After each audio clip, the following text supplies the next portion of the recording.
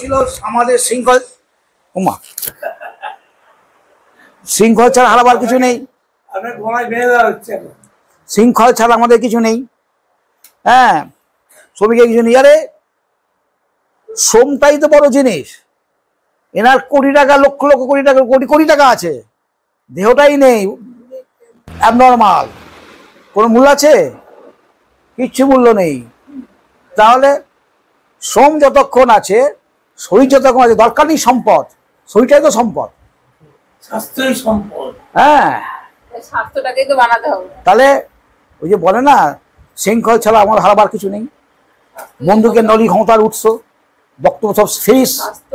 হ্যাঁ, এখন একমাত্র মাবাদী, ও নয়, মাবাদী। মাবাদী যদি হতে পারেন জীবনে, তাহলে সবচেয়ে বড় সম্পদ। মা হচ্ছে যে এতক্ষণ ধরে স্পিরিচুয়াল কথা বললো, মা। হ্যাঁ, কিন্তু এ তো এই আদর্শের বিপরীত। নো, মা মা নো মা। আপনি তো আমি এখন অতিবাম পর্যায়ে রয়েছি, যেটা আপনি শুরু করেছিলেন। আদি শক্তি মায়ের কথা সবচেয়ে বড় ঢপে দাঁড়িয়ে আছে। আমি জানি না আমরা মানে অন্ততপক্ষে রাজনৈতিক দর্শন পড়াশোনাটা আমি জানি না, ঠিক আছে?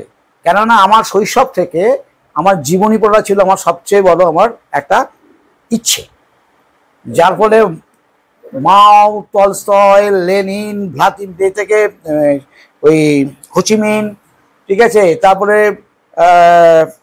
ওই যা ফরাসি বিপ্লব থেকে নাম ঘুরে যাচ্ছে আমি, এই সমস্ত চরিত্রগুলোকে পড়ে পড়ে, তারপরে Das Kapital, Marx, Engels, Stalin, Lenin, যারা সব ঢপ অ্যান্ড ঢপ।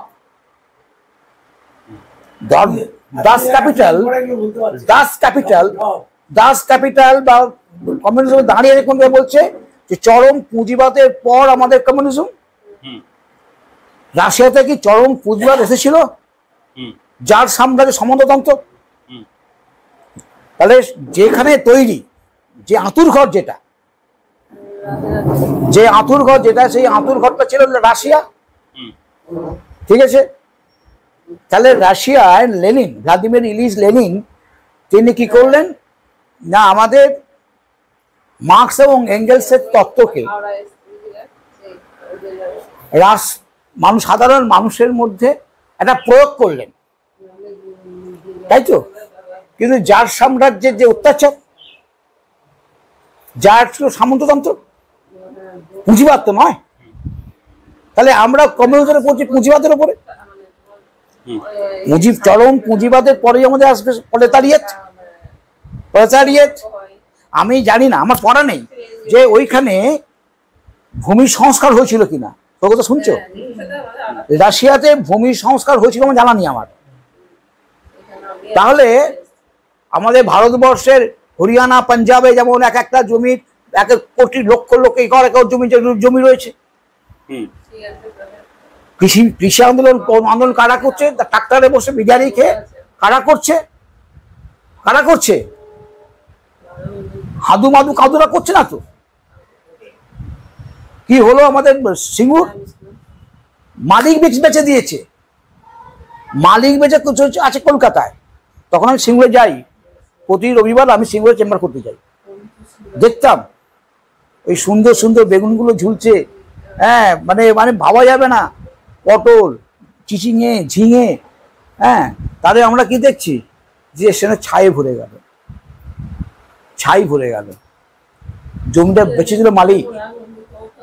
আর সেগুলো যারা চাষ করতো তাও তো নো হাউ,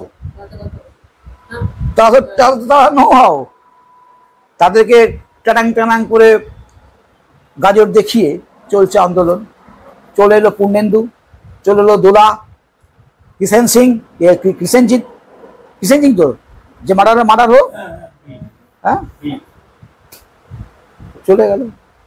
তাহলে একটা জগা খিচুড়ি আইডিয়া, একদিকে কংগ্রেস সাপোর্ট, একদিকে বামফ্রন্টের মানে দুর্ভাগা দেশ, যারা দুর্ভাগ্য মনে করেছে, তারা কর্তৃমাল যারা, তারা সাপোর্ট করলো, তারা ভোট দিল। আর কি হলো? আর এই পূর্ণেন্দু দোলার মতো ওই বন্দুকের নলি ক্ষমতার উৎস যারা বুঝে হারিয়ে গেল, যারা হারিয়ে গেল তারা এরা সাপোর্ট করলো, জনগণতান্ত্রিক বিপ্লব না করে ভোট যুদ্ধ করলো। 11তে ইনি এলেন, আজ আমরা বুঝতে পারছি এবারে কি এবারে কি এবারে কি এবারে কি ওই মাওবাদী কিছু করার নেই। মাওবাদী মানে বিজেপি নয়, মাওবাদী মানে আরএসএস নয়, স্বামীজির থিওরি। যেখানে মার্কস থেমে গেল, কি বললো, রাজনৈতিক ক্ষমতা এবং অর্থনৈতিক ক্ষমতা দুটো আমাদের কমিউনিজমের কথা। স্বামীজি বললেন নো, শুধু রাজনৈতিক আর অর্থনৈতিক ক্ষমতা পেলেই হবে না, পেতে হবে আধ্যাত্মিক মুক্তি। আত্মারা মক্ষতাং জগদ্ধিতায় চ। ঠাকুর শ্রীরামকৃষ্ণকে স্বামীজি যখন বলছেন আমি সেবা করব, ঠাকুর শ্রীরামকৃষ্ণ বলছেন তুই সেবা করার কে, তোর চিত্তশুদ্ধি আছে? চিত্তশুদ্ধি কি জিনিস? সম্ভবাদ। চণ্ডালে, গরুতে, মানুষে, ব্রাহ্মণে সমজ্ঞান। এই সমজ্ঞান যদি না হয়, আমি হাতা তুলে আমার বড় হয়ে গেছো পীড়িতের লোককে একটু বেশি খিচুড়ি দেবো রিলিফ কাজে, হ্যাঁ, বাঁ হাত দিয়ে একটা কৌটো নিয়ে কোথায় ভরে দেবো, কিন্তু যাকে আমি চিনি না তাকে ওই দেবো। এই পরে এই হয়তো আবার অ্যান্টি এই লাইন পরে পড়াশুন পড়াশুন পড়াশুন। তাহলে এই যে ব্যাপারটা, এই ব্যাপারটা হচ্ছে রামকৃষ্ণ কথা বলছেন যে তোর কি চিত্তশুদ্ধি হয়েছে তবে তো সেবা করবি।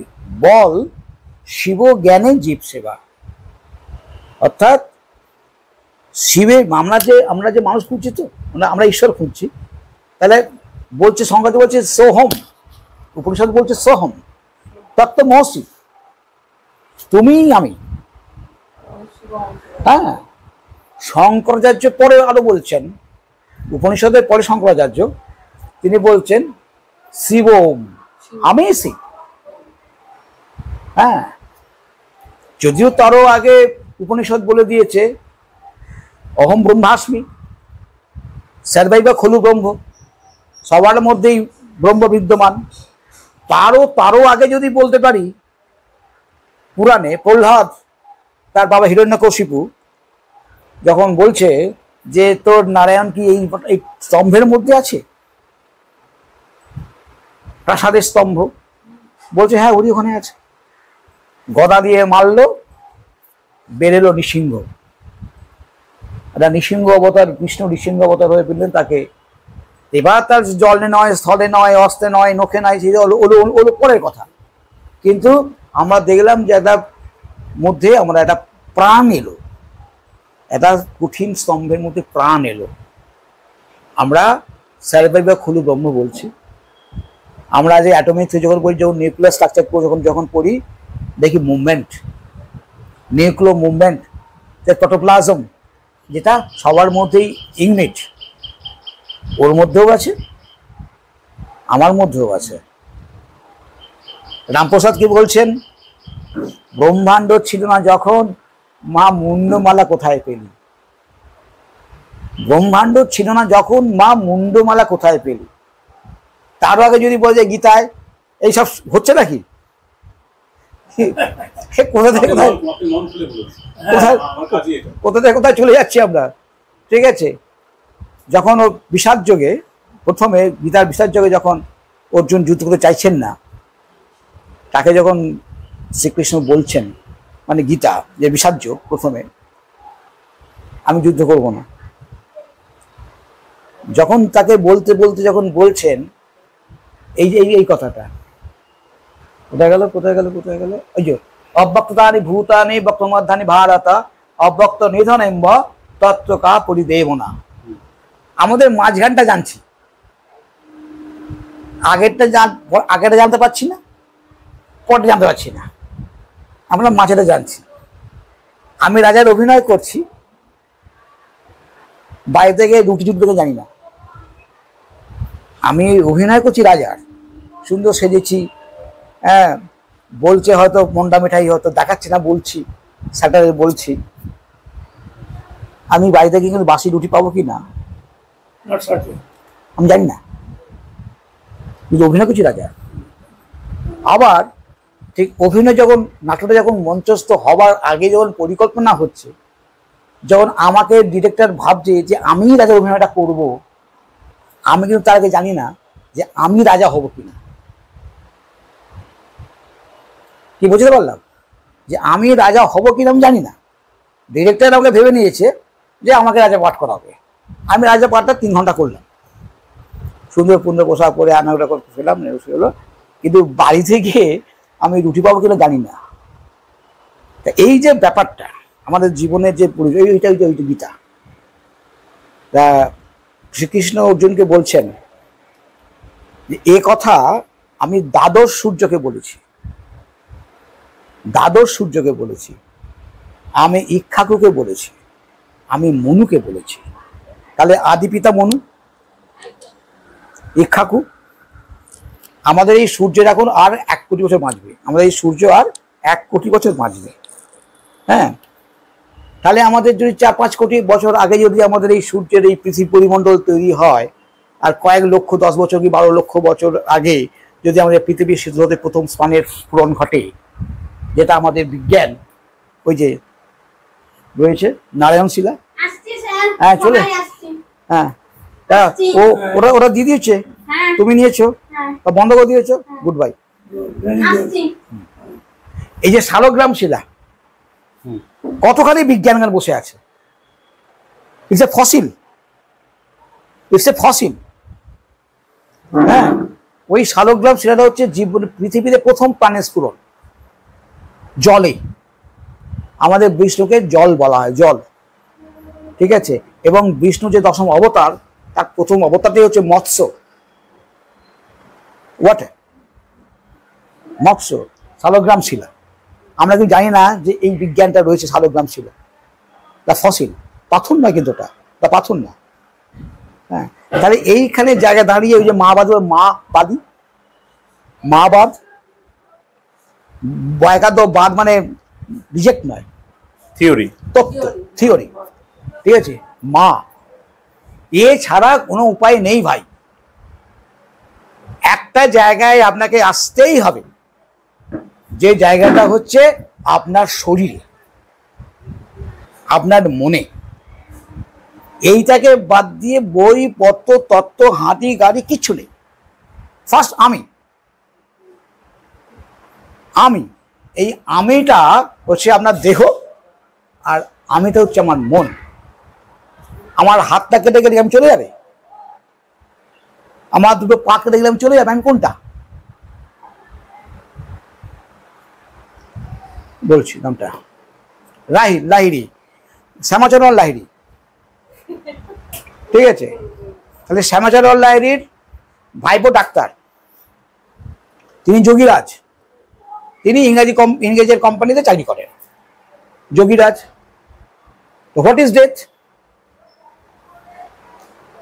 তাহলে সায়েন্সের ডেথের মানে ডেফিনেশনটা কি? যে আমাদের 3টে যে সিস্টেম আছে, nervous system, cardiovascular system and respiratory system, এই 3টে সিস্টেম যখন অ্যালুফ হয়ে যাবে, যখন স্টপ হয়ে যাবে, তখন আমরা বলবো ডেথ, তাই তো? যখন কাজ করা বন্ধ করে দেবে, ডেথ। আবার ডেথেরও 2টে ডেফিনেশন আছে। আমাদের সিস্টেমিক ডেথ, এইটা। তারপরে হচ্ছে মলিকুলার ডেথ। মলিকুলার ডেথ মানে যখন আমাদের প্রত্যেকটি সেল যখন মরে, সেলুলার ডেথ, মানে সেলুলার ডেথ। আমরা পাঁটার ছাল ছাড়িয়ে ঝুলিয়ে রেখেছি, তখন টুইচিং হচ্ছে। পাঁটার মাথা কেটে বিক্রি হয়ে গেছে, রান্নাও তো হয়ে গেছে, হ্যাঁ, অর্ধেক ঠ্যাং কেটে বেরিয়ে চলে গেছে, নাড়ি বুঝে বেরিয়ে গেছে, কিন্তু কোন জায়গায় টুইচিং হচ্ছে। তাহলে আমরা কিন্তু দেখছি সেখানে সেলটা বেঁচে আছে, সেলুলার ডেথ কিন্তু হয়নি। সেই কাজটা আমরা করি আইডোনেশন মুভমেন্টে, ঠিক আছে, বা বডি ডোনেশন মুভমেন্টে।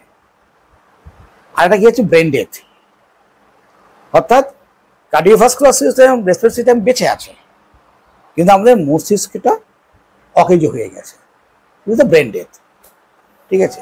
তাহলে এগুলো ডেথ।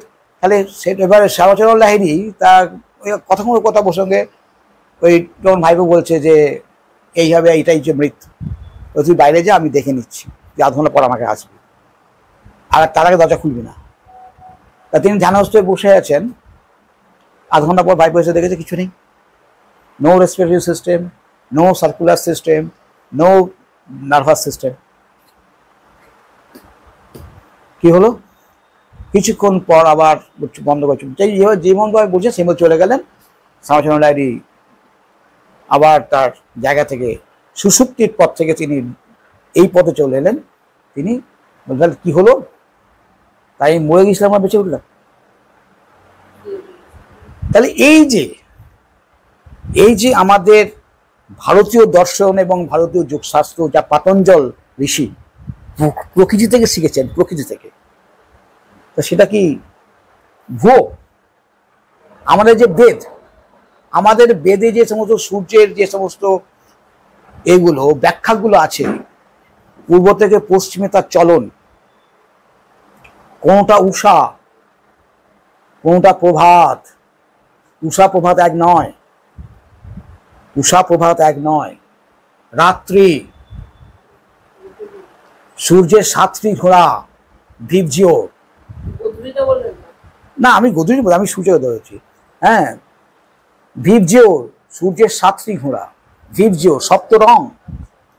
তাহলে আমাদের এই যে মিথগুলো, এই যে বিষয়গুলো কে অস্বীকার করে আপনি লবডঙ্কা হবেন, আপনি নিজেরও উপকার করতে পারবেন না, জনগণের নয়, দেশের নয়, কোনো বাদের নয়। অনেক বকে ফেলেছি বাবা, আমি বুঝানি যে আমাকে করবেন। হ্যাঁ, না হাঁপিয়ে কেন যাবো, হাঁপিয়ে কেন যাবো? ওটা একটা ফসিল, এটা জলের মধ্যে প্রথম একটা প্রাণ তৈরি হয়েছিল, সেই প্রাণটা ফসিল হয়ে মারা গেছে। মারা যাওয়ার পর দীর্ঘদিন আমাদের কাঠ, কয়লা তৈরি হয়, কাঠ। প্রাচীন যুগে, টার্সারি যুগ, হেমিস্ফিয়ারের যুগে যে গাছগুলো পড়েছে, বড় বড় গাছ, সেই গাছগুলো পড়ে গিয়ে মাটির তলা হয়ে গেছে, তারপর ছিল ফসিল হয়ে গেছিল। কি হয়েছে? কয়লা হয়েছে, নাহলে বড় বড় পাথরের ফসিল হয়ে গেছে। আমরা আছে না, হ্যাঁ, ফসিল এনার্জি যেটা আমরা যে আর্কিওপটেরিক্স বলি, আর্কিওপটেরিক্স যেটা সরীসৃপ আর পাখির সংযোগ স্থল, একটা আর্কিওপটেরিক্স। মিউজিয়ামে না বিশাল বড় শামুক আছে, তার ফসিল। হ্যাঁ, বিশাল বড় শামুক, তার ফসিল, পাথর হয়ে গেছে। ঠিক আছে, সেটাও একটা পাথর, কিন্তু ফসিল। ওটা প্রাণী ছিল না, ভেতরে ভেতরে গর্ত মতো থাকে, আর ওই মানে ব্রহ্মকীট বলা হয়, ওই কুড়ে কুড়ে কুড়ে করে খেয়ে অত্যন্ত সুন্দর ডিজাইন তৈরি করে খেলে। হ্যাঁ, এগুলো গন্ডুজ নদীতে পাওয়া যায়। এইটি এনেছে কোন নদী, কি বলরা না, এই যে মুক্তিনাথ, নেপালের দিকেও তো পাওয়া যায় এটা। এখন বছর এইগুলো আমাদেরকে বাদ দেওয়া যায় না, বাদ দেওয়া যায় না, এগুলো অস্বীকার করা যায় না।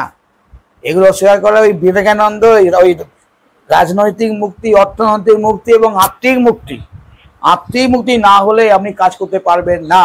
ভারতবর্ষের স্বাধীনতা সংগ্রামে প্রত্যেকটি সেই ধরনের বিপ্লবী ছিলেন অত্যন্ত অত্যন্ত আধ্যাত্মিক দিক থেকে স্ট্রং, তবে দেশের কাজ করতে পারবেন, তবে মানুষের ভাবতে পারবেন। কিন্তু আপনি যেটা বলছেন পুরোহিততন্ত্র নয়, কিন্তু পুরোহিততন্ত্র নয়। হ্যাঁ, আপনি পিওর স্পিরিচুয়াল ব্যাপারটা বলছেন, যে ওর গভীর বিষয়টা কি আছে। যেরকম আমাদের যে দর্শন, আমরা যেটা নিয়ে চর্চা করি, জাস্ট এটা একটা মূল পার্টটা নিয়ে আমরা কাজ করি, এতটা আমরা জানি না, কারণ সেগুলো প্রয়োজনও নেই বাস্তবিক জীবনে, সবার জন্য সবকিছু প্রয়োজন নেই। এখন তো আমরা জানি যে ব্রহ্মাণ্ড এত অনেক চলে এসছে এখন, যে একটা বিন্দু থেকে শুরু হয়েছে, তাই না? এটা আমরা কি বলি, ব্ল্যাক হোল, তাই তো? সেখান থেকে স্টার্ট হয়েছে, এখন পৃথিবী আরো প্রসারিত হচ্ছে, মানে একটা গ্যালাক্সি থেকে আরেকটা গ্যালাক্সি ডিস্টেন্সটা কিন্তু বাড়ছে আস্তে আস্তে। তার মানে যখন ডিস্টেন্সটা বাড়ছে, তাহলে নিশ্চয়ই আগে কম ছিল, বাড়ছে মানে কি, তার মানে আগে তাহলে একটা জায়গা ছিল, টানছে, এখন বাড়ছে, টানছে, প্রসারিত হচ্ছে, টানছে, প্রসারিত হচ্ছে। মানে প্রসারিত হওয়া মানে হচ্ছে কেন্দ্রিক বল কমে যাওয়া। হ্যাঁ, তাই তো। পৃথিবীর গতিপথ যদি বাড়ে, তার মানে মধ্যাকর্ষণ কমছে, হ্যাঁ, তার মানে সূর্য আর পৃথিবীর মধ্যে যে আকর্ষণ বল, মধ্যাকর্ষণ, সেটা কমছে। কিংবা পৃথিবীকে সূর্যের চেয়ে কোনো রকম আল্ট্রা, মানে পরের গ্রহের নামটা হচ্ছে আলফা সেঞ্চুরি, ঠিক আছে, আলফা সেঞ্চুরি বা কেউ কাছে এসে গিয়ে কোনো কাজে এটাকে টেনে নিচ্ছে, এতে হয় আমার ক্ষমতা কমেছে, না কারো বেশি ক্ষমতা টানছি, তাই না? হ্যাঁ, তো সেইটার ব্ল্যাক হোল তো আলাদা জিনিস, না না ব্ল্যাক হোল আলাদা জিনিস, সূর্য ব্ল্যাক হোলে ঢুকবে। আমি যেটা বলছি যে এই পুরো ব্রহ্মাণ্ডটা আগে একটা জায়গায় তো ছিল, কারণ এই যে খুলছে এখন ছড়াচ্ছে, এই ছড়ানো মানে কি, তাহলে আগে একটা জায়গা ছিল, সেটাই বলছে আর কি, যে এটা ছড়াচ্ছে এটা আরো প্রসারিত হচ্ছে। হয়তো এটা প্রসারিত একটা এমন একটা পয়েন্টে যাবে আর প্রসারিত হবে না, হয়তো আবার চলে আসবে, এই তো সার্কেলটা, তাই না? আবার চলে আসবে, আবার প্রসারিত হবে, এটা নিয়ে এখনো কাজ চলছে।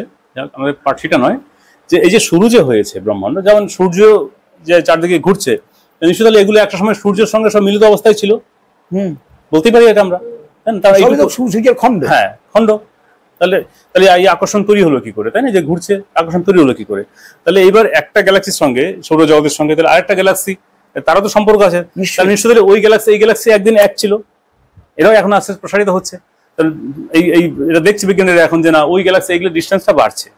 এখন যখন ভয়েজার 1 বলে যে এটা উপগ্রহ বা একটা যান ছেড়েছে, যেটা এখন এই গ্যালাক্সির বাইরে চলে গেছে একদম, তার ক্যামেরা বন্ধ করে দিয়েছে এখন, সেটা কিন্তু এখন ডিস্টেন্সটা মাপছে কত দূরে সেটা চলে গেছে। ওইটার এই সৌরজগতের বাইরের যে স্পেসটা আছে সেটাকে একটা নাম দিয়েছে, সেখানে সে এখন আছে। যাই হোক, তাহলে এক ছিল, তাহলে এবার তাহলে চেতনার যেটা জড় আর জীবন যেটা বলি আমরা, না যে বস্তু এবং চেতনা, তাহলে এটা কিভাবে এলো? চেতনা আগে না বস্তু আগে, এই বিষয়গুলো আসে। তো আমরা যেটা বলছি যে চেতনা আর বস্তু, যেমন বলছেন দেহের মধ্যে যে আছে চেতনা, আত্মা, প্রাণ, সেটা আলাদা কিছু নয়, দেহের সঙ্গে সংযুক্ত, তাই না? তাহলে সেখানে একই সঙ্গে বস্তুও আছে, চেতনাও আছে। এই যে বললেন যে থামের মধ্যে কি, সেখানে কি আছে, তার মানে আমরা আলাদা করলে ভুল হবে, আলাদা যাবে না, তাই না? কারণ আমি যখন প্রাণ চলে যায় আমিও বস্তুই হয়ে যাবো পুরোপুরি, তাহলে আমি এখন কি, তাহলে আমি কি বস্তু না চেতনা? তাহলে বোধ, তাই না? এটা সম্মিলিত, চেতনা এবং বস্তুর সম্মিলিত রূপ, সম্মিলিত সত্তা বলতে পারি আমরা, তাই না? এইটা এইবার এই যে চেতনা তো একদম, হ্যাঁ জড়ের মধ্যে হয়তো চেতনা কোনো সুপ্ত অবস্থায় আছে, থাকুক, কোনো সমস্যা নেই, যেটা আগে ছিল। এখন চেতনা যদি না থাকে শুরুতে, তাহলে চেতনা পরে আসবে কি করে? যদি বীজ না থাকে তাহলে বৃক্ষ করতে হবে, নিশ্চয় চেতনা অন্য ফর্মে ছিল, তাই না? আমার দেহ তো একদিন মাটি হয়ে যাবে, মিশে যাবে, তাই না? তাহলে সেখানে কি চেতনা নেই এটা বলবো যে না, এটা বললে ভুল হবে। তাহলে পুরো ব্রহ্মাণ্ড আমি যদি ভাবি যে বস্তু চেতনা অ্যাকুমুলেট, একসঙ্গে আছে, ঠিক আছে এইটা। আর এইবার চেতনা যে বিকশিত হচ্ছে ধীরে ধীরে, আমাদের চেতনা আমাদের শুরু থেকে আমরা বিকশিত হচ্ছে আস্তে আস্তে, আরো বেশি গবেষণা হচ্ছে পূর্বের থেকে, এখন সায়েন্স আর অনেক কিছু দেখতে পাচ্ছে, পরীক্ষা করতে পারছে, তাই না? সেগুলো এসেছে, তাহলে চেতনা আরো প্রসারিত হচ্ছে, বিকশিত হচ্ছে। কারণ এই যে আমরা এখন বলছি নতুন ব্যবস্থার কথা বলছি, যে সিস্টেমটা কাজ করছে না, তাই না? কারণ যেটা 75 বছর আগে এসেছে, তাহলে আমরা 75 বছর ব্যবহার করে দেখেছি, এক্সপিরিয়েন্স করেছি, এটা তো একটা বড় বড় চেতনা, তাই না? যে ওই সিস্টেমটা কাজ করছে না, এই 75 বছরে একই রকম যে ফলাফল দিচ্ছে, এটা আরো 75 বছর পরে অপোজিট ফলাফল দেবে না, এইরকমই দেবে, হয়তো এর থেকে আরেকটু বেটার দেবে, মানে 19 থেকে 20 হবে, 99 বা 90 হবে না, তাই না? এটা তো হিসেব বলছে এটা। তাহলে আমরা এক্সপিরিয়েন্স করছি, তার মানে দিন দিন মানুষের জ্ঞান, বোধ, বিবেক প্রসারিত হচ্ছে। তাহলে এই যে আমরা চেতন বিশিষ্ট প্রাণী, সব থেকে আমরা বলি চেতনাবান প্রাণী মানুষ, তাহলে এই মনুষ্য জীবনের চেতনার বা এই জীব বৈচিত্র্যের বা জীবের মূল উদ্দেশ্য কি? এখান থেকে আমরা তো মাহবাদিতে যাব, শুরু হয়, আমরা তো মাহবাদিতে যাব। ঠিক আছে, আপনি নিয়ে যান, তার সঙ্গে সেটার বিষয় নেই। তাহলে এই যে আপনি কথাটা বললেন, গ্যালাক্সি কথাটা বললেন, না গ্যালাক্সি কথা বললেন, যদি এটা আপনার মানে চেতনা তো আনলিমিটেড, চেতনা তো কোনো লিমিটেড হয় না, হ্যাঁ। বিষয়টা হচ্ছে এই যে গ্যালাক্সি কথাটা বললেন, ঠিক তেমনি আমরা এই যে কেন্দ্রে যদি গ্যালাক্সিতে থাকে, ধরুন যদি এটাকে ব্ল্যাক হোল বলা হয়, তাহলে আমরা কিন্তু দূরে আছি, আমাদের এইখানে আনতে হবে আত্মজ্ঞান, আত্মোপলব্ধি, আত্মমুক্তি, হ্যাঁ, নিজেকে জয় করা, আমাদের সমস্ত রিপু, সমস্ত ইন্দ্রিয়গুলোকে নিজের কন্ট্রোলে করা। এই যে আমি এক দূরে আছি, কিন্তু আমি ক্রমশ শিক্ষার মধ্য দিয়ে, সঙ্গ, মানুষের সঙ্গের মধ্য দিয়ে, সাধু সঙ্গ হোক, যেই সঙ্গই হোক, সঙ্গের মধ্য দিয়ে, পড়াশোনার মধ্য দিয়ে হোক, যোগের মধ্য দিয়ে হোক, যেভাবেই হোক, আমি কিন্তু এইখানে আনতে চাইছি। আমার কুসংস্কার, আমার সংস্কার, আমার অজ্ঞান, আমি ক্রমশ শুদ্ধ করার জন্য, নিজের করার জন্য আমি ওইটাকে টানছি আমার এইখানে, আমার হৃদয়ে আনার চেষ্টা করছি। মন চলো নিজ নিকেতনে, ঠিক আছে? তাহলে এই যেটা বললেন না, হ্যাঁ, যত গ্যালাক্সিতেই যাই বলো না কেন, আমাদের এই মা বাদিতে সব বলা আছে। হ্যাঁ, ঠিক ঠিক যে এইখানে এসো, মন চলো নিজের নিকেতনে। তাহলে এমন মানব শরীর জমিন রইল পতিত, আবাদ করলে ফলতো সোনা। মন রে তুমি কৃষি কাজ জানো না, রামপ্রসাদ। এমন মানব জমিন রইল পতিত, আবাদ করলে ফলতো সোনা, মন রে তুমি কৃষি কাজ জানো না। রামপ্রসাদ, ঠিক আছে? অর্থাৎ বিষয়টা হচ্ছে আমরা ওই যে ব্ল্যাক কালি, ব্ল্যাকি ব্ল্যাকি, সেই সপ্তপদী হচ্ছে না ব্ল্যাকি, খবরদার আমরা ব্ল্যাকি মায়ের সন্তান, জয় মা করে বলবো, বুঝো না সেই চাঁদ না। হ্যাঁ, এবার কালি তোমায় খাবো সপ্তপদীদের, ঠিক আছে? ওই আমরা যদি সত্যি কালো মেয়ের পায়ের তলায় দেখে যারে আলোর নাচন, কালো মেয়ের পায়ের তলায় দেখে যারে আলোর নাচন, ওই কালিয়ার শিব, সবরূপী শিব। আর কাল, কাল হচ্ছে কালী, কাল, কাল হচ্ছে সবচেয়ে বড় বন্ধু। আমি বাংলার ছাত্র নই, কিন্তু আমি আমার তো যেহেতু কবিতা লিখতাম, সাহিত্য করতাম, সেহেতু আমাদের কিছু পড়তে হতো, ঠিক আছে? ওই যে নৌকায় দুটো চোখ আঁকা থাকে না, নৌকায় দুটো চোখ আঁকা থাকে, গাড়ির হেডলাইট দুটো চোখ আঁকা থাকে, কেন? তারা কেন রাখে জানি না, কিন্তু কাল দেখছে। নদী দিয়ে সমুদ্র দিয়ে যখন দুটা স্টিমার যাচ্ছে, দুটো দিকে দুটো চোখ আঁকা আছে, সে কিন্তু দেখছে, দিস আ কাল, ওই কাল দেখছে, ঠিক আছে? ওইরকম গাড়ির মধ্যে চোখ আছে, কাল দেখছে। তা ন্যাচারালি কাল আমাকেও দেখছে, আপনাকেও দেখছে। হ্যাঁ, কি ঘটবে না ঘটবে যদি বলা হয়, যদি গীতাকে মেনে নেওয়া হয়, তাহলে যা ঘটার ঘটে আছে। আমি অভিনয় করছি মাত্র, যা ঘটার ঘটবে আমি অভিনয় করছি মাত্র। হ্যাঁ, এখন বিষয়টা হচ্ছে আমরা আলটিমেটাম একটা জায়গায় যদি বলি যে আমি একটা তত্ত্বকে কোন জায়গায় রাখবো, যদি সোশিওলজির ছাত্র হন আপনি, তাহলে আমি বলবো এই জায়গাটাকে মেনে নেওয়াটাই সবচেয়ে বড় ব্ল্যান্ডার। কেন? স্ট্যাগনেট হতে পারে না কিছু। সমাজ, ব্রহ্মাণ্ড, ভাবনা, তত্ত্ব কখনো স্থির হতে পারে না, কখনো স্থবির হতে পারে না, কোনো আলটিমেটাম ওটাই হতে পারে না। কেননা প্রতিনিয়ত যদি না ডিফারেন্স থাকে, তোমার আমার মধ্যে ডিফারেন্স যদি না থাকে, তাহলে গতি থাকে না। হ্যাঁ, বড় লোক আর গরিব লোক যদি না থাকে, তাহলে এই গরিব লোক বড় লোকের হবার চিন্তা ভাবনা করবে না। শিক্ষার অশিক্ষা যদি না থাকে, অশিক্ষক সে কখনো শিক্ষার দিকে যাবে না। কখনো পৃথিবীতে সত্যযুগ ছিল না। যদি সত্যযুগই থেকে থাকে, তাহলে মিথ্যে এলো কেন? আমরা মা কালী হাতে খাড়া পাই কেন? আমরা শিবের ত্রিশূল পাই কেন? কেন পাই? কেন পাই? কেন ছিল না, হতে পারে না। একটা ডিফারেন্ট থাকতেই হবে, ডিফারেন্ট না থাকলে গতি থাকতে পারে না। আমি 10 তলায় উঠবো, আমার এই সিঁড়িটা প্রথম তলা থাকতেই হবে। কেউ 5 তলা পর্যন্ত হেঁটে থেমে যাবে, কেউ 6 তলা পর্যন্ত পারবে, যার দম আছে সে লড়ে নেবে ভাই। হ্যাঁ, সভ্যতা। কিন্তু ওই 10 তলাটাই বড় কথা নয়, রড বার করে রেখে দিতে হবে।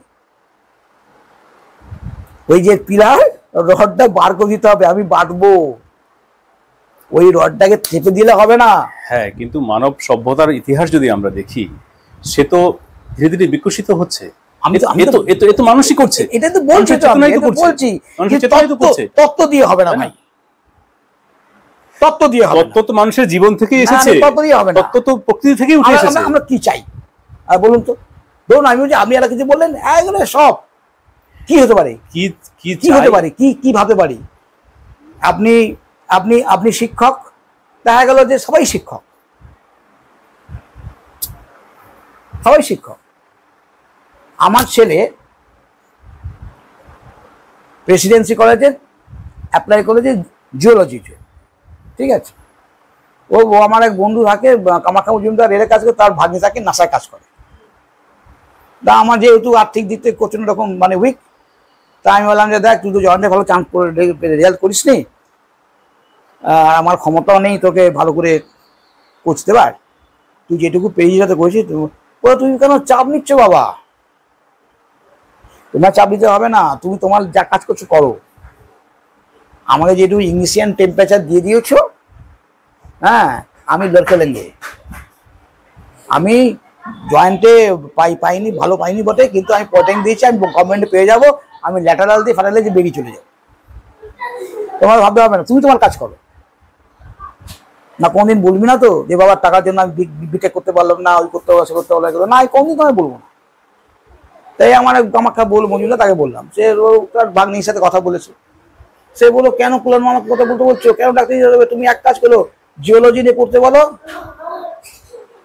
হ্যাঁ, কি ডাক্তার ক টাকা পায়?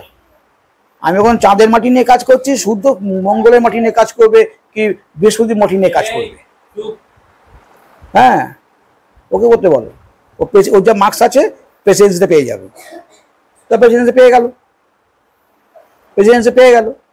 এইবার আগের দিন বলছে, ও বাবা, হ্যাঁ তুমি দড়ি নিয়ে এসো গো।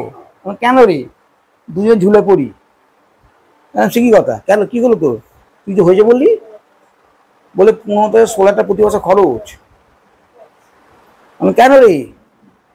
বলছে 5000 টাকা করে মোটামুটি দিতে হবে, ওই এক্সকারশন যেতে হবে, কোথায় কোথায় সোনা, কোথায় রূপো, কোথায় প্রপার্টি যেতে হবে, সার্ভে করতে হবে। আচ্ছা, তারপরে হচ্ছে 4500 টাকা টিউশন ফিস,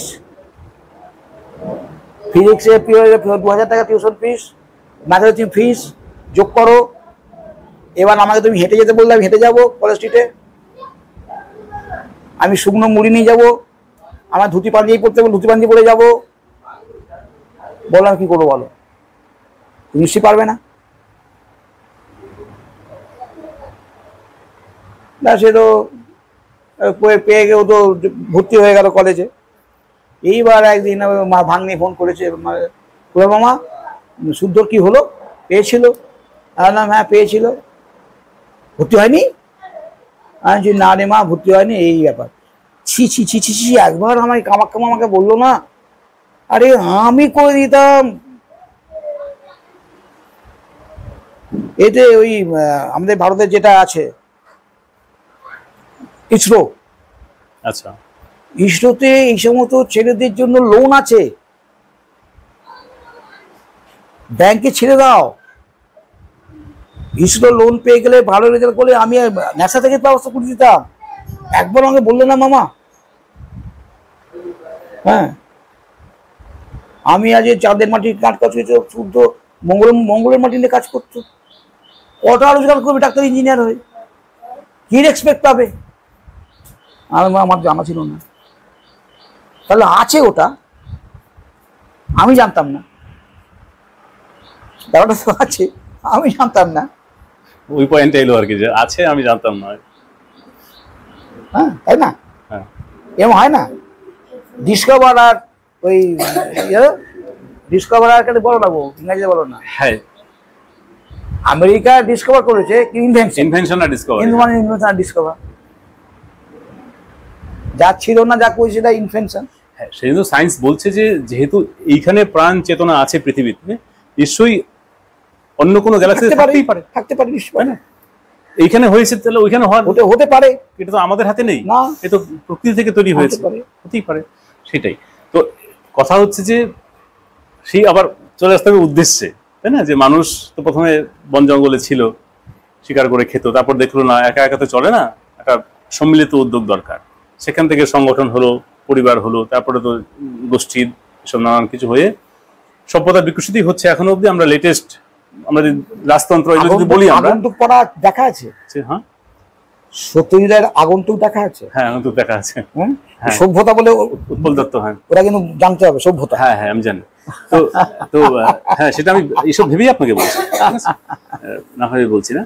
তো এখন আমরা লেটেস্ট যেখানে এসেছি, এটা তো মানুষ অনেক পরিশ্রম করে। আরে এটা খুলে নিলে ভালো হয় না? না না থাক না, থাক না, যদি না, কিছু না। কাজের থাকে এটা থেকে হ্যাঁ, এটা খুলে নিলে ভালো হয় না? না না থাক না। আচ্ছা, আপনি ওখানে কি করে তারটা করছেন? তাহলে উনি তো ডিরেক্টর ডিরেকশন দিচ্ছে, আপনি বলছেন খুলুন, এটা হবে না। হ্যাঁ বরঞ্চ আপনি এদিকটা এলে ভালো হবে, আমার লাইটটা অপোজিট, আপনার অপোজিটে চলে গেছে তো। স্বামীজি এক জায়গায় বলছেন, বুঝলেন, পাহাড়ে হিমালয়ে হাঁটছেন, ক্লান্ত শ্রান্ত আর পারছেন না স্বামীজি, আর পারছেন না। একটা বাঘ বন জঙ্গল থেকে বেরুলো, বেরিয়ে স্বামীজি ভাবছে, আহারে আমার তো প্রাণ যাবেই, তা তোর যদি আমাকে খেয়ে তোর ক্ষুধা মেটে তুই তাই খা। যদি আমার এমন দুর্ভাগ্য, বাঘ দেখে ফিরে চলে গেল। তা এই হচ্ছে বিষয়টা ভাই। হ্যাঁ, তো এইবার এই যে সভ্যতা বিকশিত হচ্ছে, এই যে এখন বিজ্ঞান গবেষণাগুলো করছে, কেন করছে? এটা মানুষের চেতনা থেকে বেরিয়ে এসছে। একটু বলবো, এটা খুলে বলো, আমি বলছি ভাই। না, না, না, না, না, না, থাকবে। বলছি এটা। কিচ্ছু হবে না। যদি কিছু আগে সেটা কেটে দেবো, অসুবিধা নেই। না, বিষয়টা হচ্ছে এই যে আমরা এতক্ষণ ধরে আপনি ভাই অনেকগুলো সভ্যতা নিয়ে কথা বললেন। সভ্যতা, হুম, তার ইংরাজি বোধ হয় সিভিলাইজেশন বা কি থাকে, হ্যাঁ। ঠিক আছে। আমরা কি সিভিক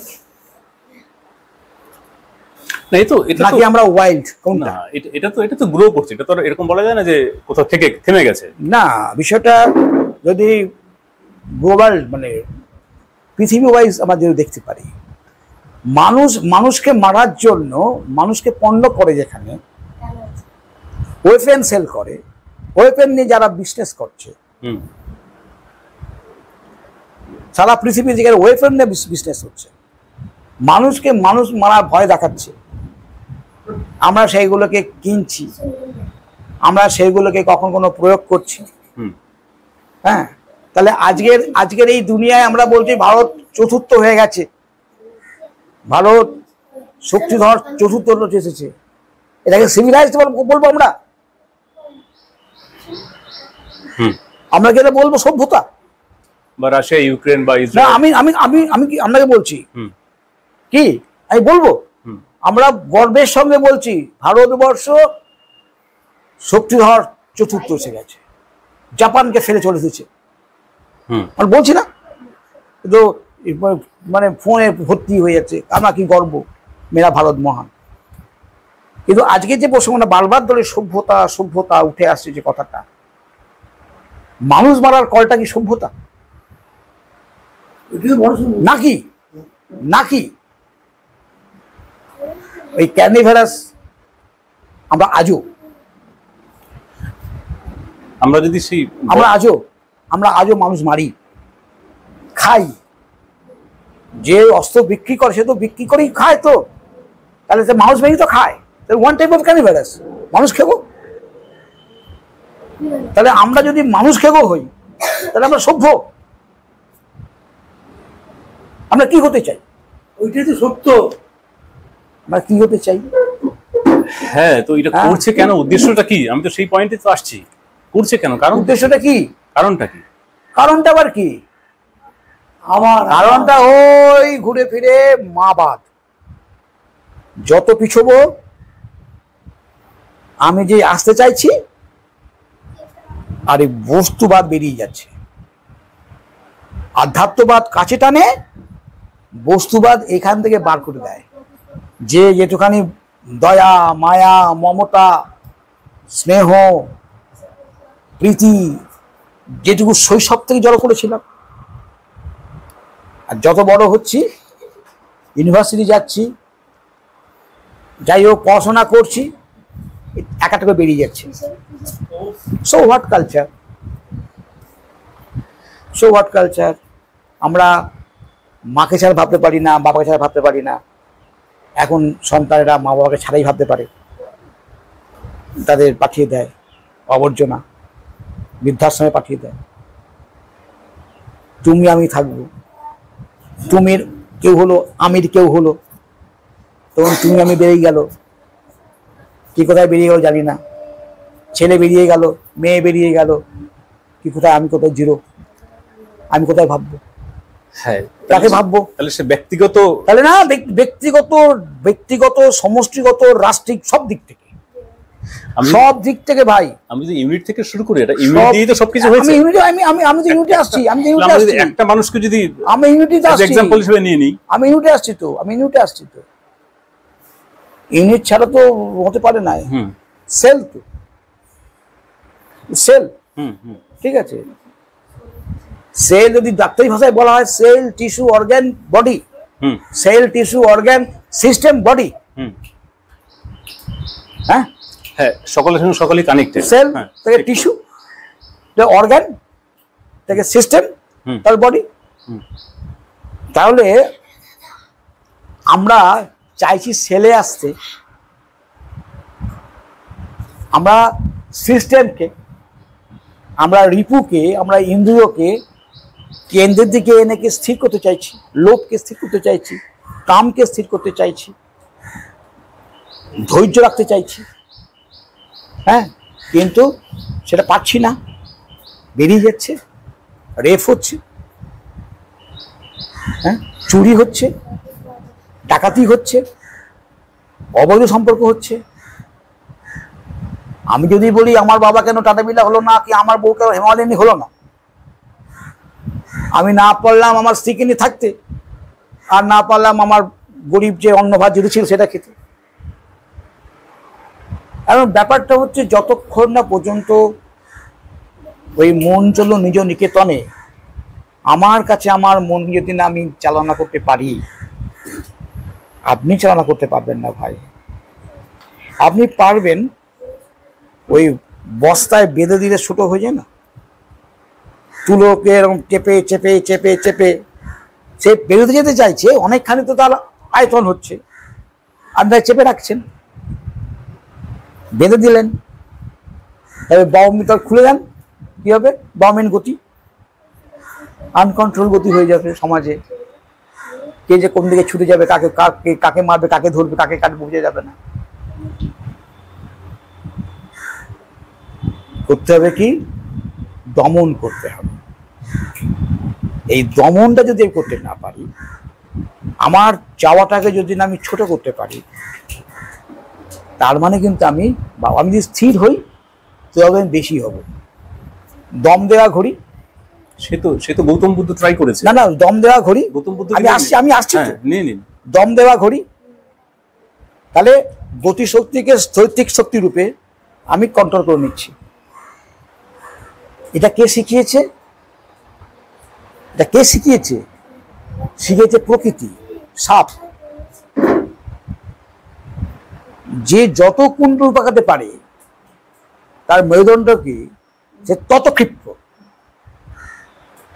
তাহলে আমি মধ্যে স্থির হব। স্বামীজি লন্ডনে লাইব্রেরি রুমে বসে মোটা মোটা বইগুলো নিচ্ছে আর ছাড়ছে। লাইব্রেরিয়ান ভাবনের মধ্যে ও কি করছে বা পড়ছে না, লোক দেখাচ্ছে।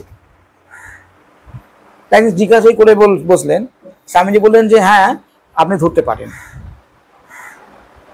তা সেই জিজ্ঞাসা করলো, স্বামীজি বলতে পারলেন কেন? স্বামীজি বলছেন যে আমি যে স্থির, আমি যে ব্রহ্মচর্য পালন করে নিজেকে স্থির করতে পেরেছি, ধৈর্য রাখতে পেরেছি, আমার যে ধ্যান, তারপরে হয়েছে।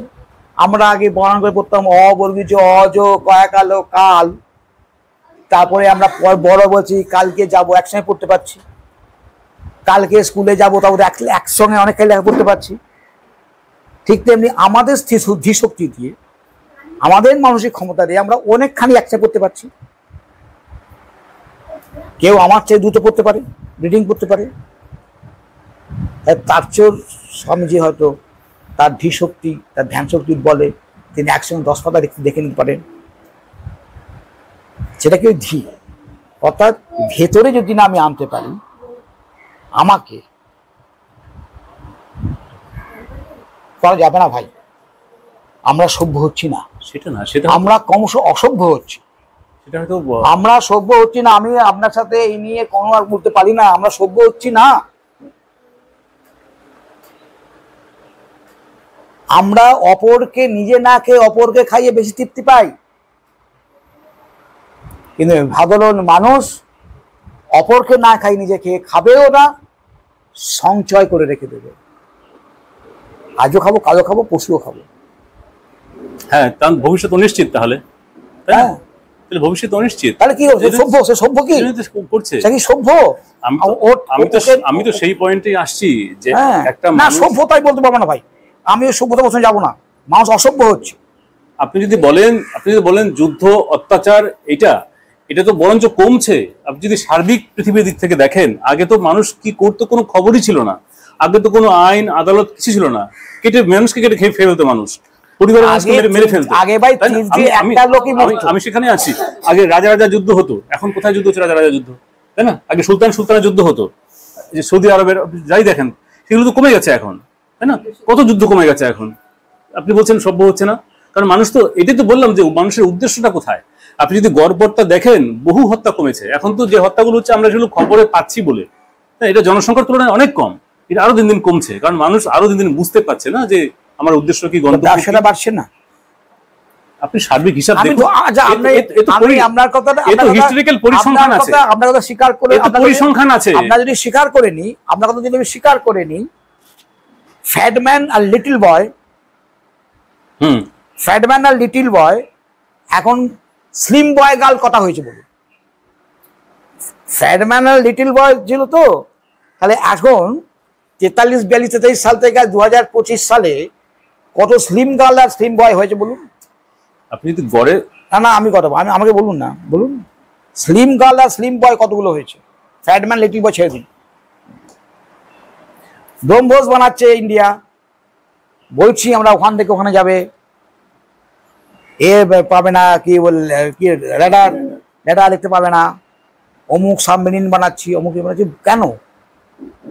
হ্যাঁ, আত্মরক্ষার জন্য বানাচ্ছে না? আত্মরক্ষা। হ্যাঁ, দেশবাসীকে রক্ষা, আমার যেমন আমার পরিবার, আমার শরীর, আমাকে রক্ষা করতে হবে, সেম।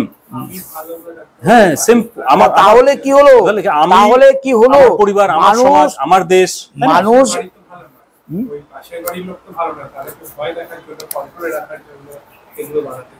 হ্যাঁ, আমরা তো সেই পয়েন্টে, আমার সেই কারণটা আমাদের খুঁজতে হবে না, যে কারণটা কোথায়, মানুষ এটা করছে কেন। সে যখন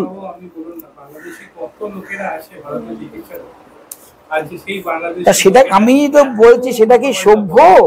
সেটা কি সভ্য? সেটা কি সভ্য? আজকে পশ্চিমবঙ্গে যা ঘটছে সেটা কি সভ্যতা? আজকে বাংলাদেশ পাকিস্তানে যা ঘটছে সেটা কি সভ্যতা? নাকি প্যালেস্তাইন আর ইসরায়েল যা হচ্ছে সভ্যতা? হ্যাঁ, আমরা যদি সেই কারণটাই যদি দেখি, 12খানা ক্রুসেড হয়েছে। ফার্স্ট ওয়ার্ল্ড ওয়ার, সেকেন্ড ওয়ার্ল্ডে যত মানুষ না মরেছে, 12খানা ক্রুসেডে তার বেশি গুণ মানুষ মরেছে। ভারতবর্ষ থেকে যে মুসলিমরা পাকিস্তানে গিয়েছিল তাদের মুজাহিদিন বলা হয়, জানো? হ্যাঁ, তাদের বলা হয় মুজাহিদিন। আমরা ডোম চামাল যেমন শিডিউল কাস্ট শিডিউল টাইপ করে রেখে দেয়, তাদেরকে তাই করে রেখে দিয়েছে। তাদের সঙ্গে লড়াই হচ্ছে, শিয়া সুন্নির লড়াই হচ্ছে। মা কালীর প্রসাদ খাবে না কেন? না সে বৈষ্ণব। কেন? ওই যে করেছি ওই জন্য, শাক্ত, শৈব, বৈষ্ণব। ওদের মধ্যে বিরোধ নেই, আমাদের মধ্যে বিরোধ।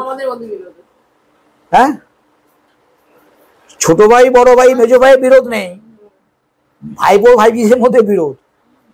এই তো চলছে। আসলে এই বিষয়টা হচ্ছে যে আমরা সত্যিকারেরই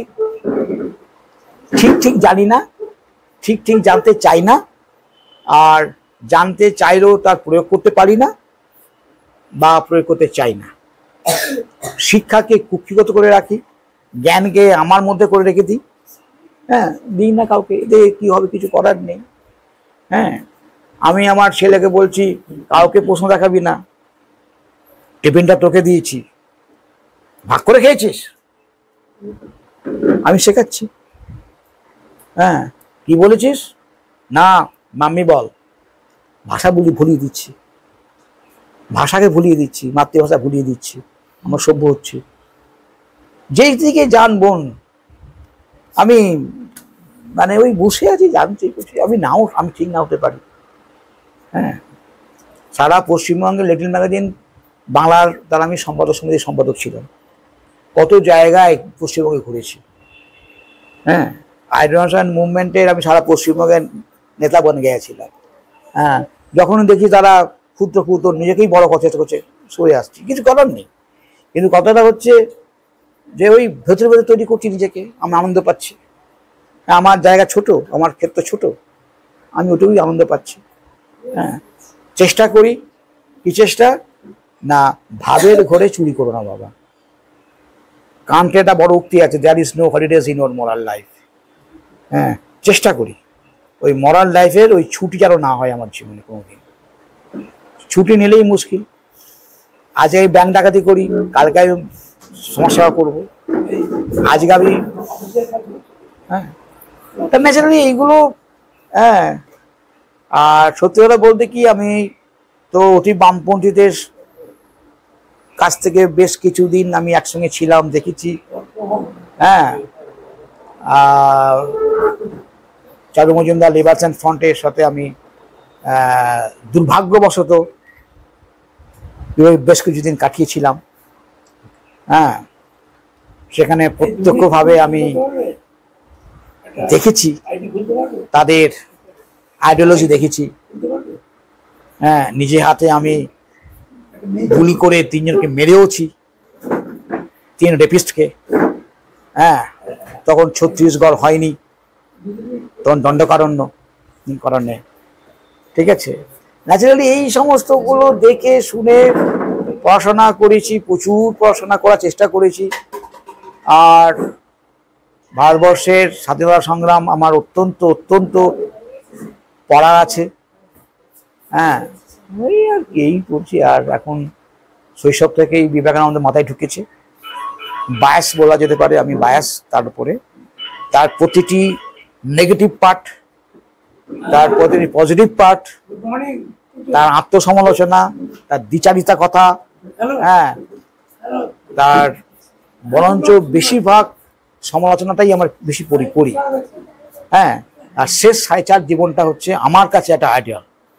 স্বামীজির শেষ 4.5 বছরের জীবনটা হচ্ছে আমার কাছে একটা আইডিয়া। হ্যাঁ, এখন হতে পারে আমি ভুল। হ্যাঁ, আমার জায়গায় আমি, ভাবনাটা সবার তো কাছে মানবে না, কিন্তু আমি অত্যন্ত পুঙ্খানুপুঙ্খভাবে পাঠ করে যেটা দেখেছি, স্বামীজির জীবনটা ছিল অত্যন্ত মানে এক্সপেরিমেন্টাল।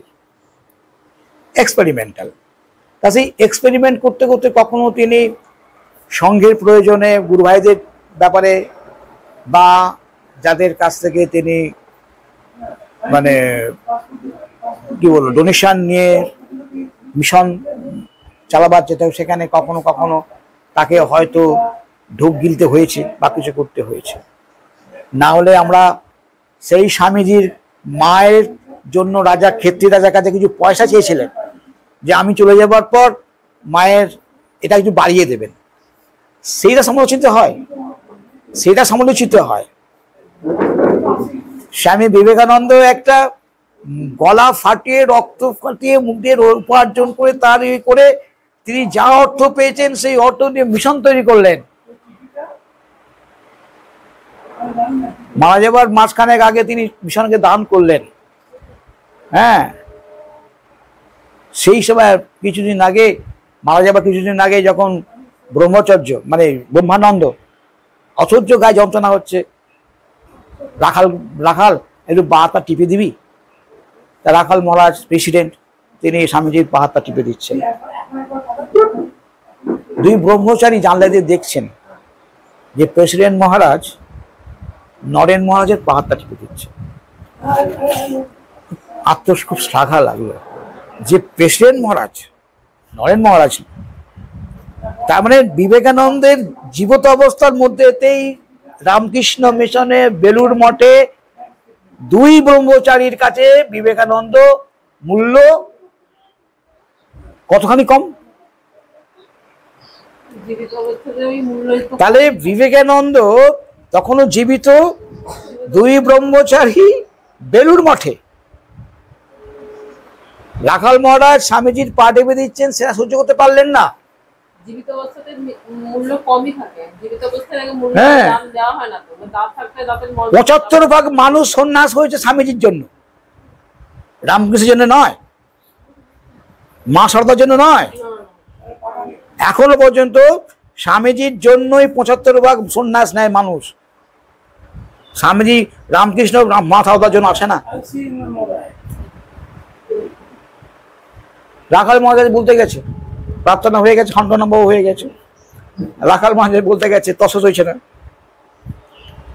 যে বেশি মহারাজ এটা কি দেখলাম, কি দেখেছিস রে? এই দেখেছি। হাসছেন তিনি।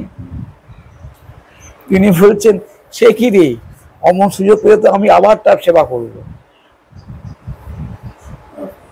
তিনি তাকে চেনেন, তিনি তাকে অনুধাবন করেছেন, একসঙ্গে বড় হয়েছে, একসঙ্গে হয়েছে, তিনি তাকে জানেন। তাহলে আমাদের কি হলো? তা সেই সময় আর আজকের সময়, সেই সময় আজকের সময় এক সময়, এটা বড় মানে আমাদের কাছে কি বলবো, বড় হারিয়ে যাওয়া হচ্ছে, বড় হারিয়ে যাওয়া হচ্ছে। কোথায় যে মানুষ যেতে চাইছে, কোথায় যে কি পাচ্ছে, আমি তাই না। হয়ে গেল ৮৭ বছর বয়স হয়ে গেল, হ্যাঁ, আর কদিন কি কি করব। হ্যাঁ, সারা উনি ভারতবর্ষ করেছেন, আমি সারা পশ্চিমবঙ্গ হওয়ার চেষ্টা করেছি। হ্যাঁ, কিন্তু এই যে ব্যক্তির সঙ্গে ব্যক্তির যে লড়াই, আমরা আপনাকে যা বললেন যে মতানৈক্য, এর কারণ কি? ইন্ডিভিজুয়ালাইজেশন, সমাজে সমাজে ইন্ডিভিজুয়ালাইজেশন, সমাজে কি হয়েছে যে ব্যক্তি স্বাতন্ত্র্যবাদ। হ্যাঁ, ব্যক্তি স্বাতন্ত্র্যবাদ বলছে, সেখান থেকে ব্যক্তি স্বার্থ। আরো যদি গভীরে যাই, সেখানে তারটাতে দেখবে অনেক মহান ব্যক্তি চাইছে যে না, যেমন পলিটিক্যাল সিস্টেমে দেখি, এই কল্যাণটা আমার নামের মাধ্যমে হোক, আমার মাধ্যমে হোক, তাই না? তো এই যে আসছে বিষয়টা, আমরা যদি আর একটু ভাঙি ভেতরে, যে বললাম যে উদ্দেশ্যটা কি আছে, মনুষ্য তো সব বোঝে, ভালো মন্দ সবই বোঝে। এই যে বলছেন সে কি বুঝে করছে না, সবই তো বুঝে করছে, না জেনে করছে, কিছু না বুঝে হয়ে যায়, জেনেই করছে, হয়ে যায়। আমি সেটা এক্সেপশনাল ধরলাম।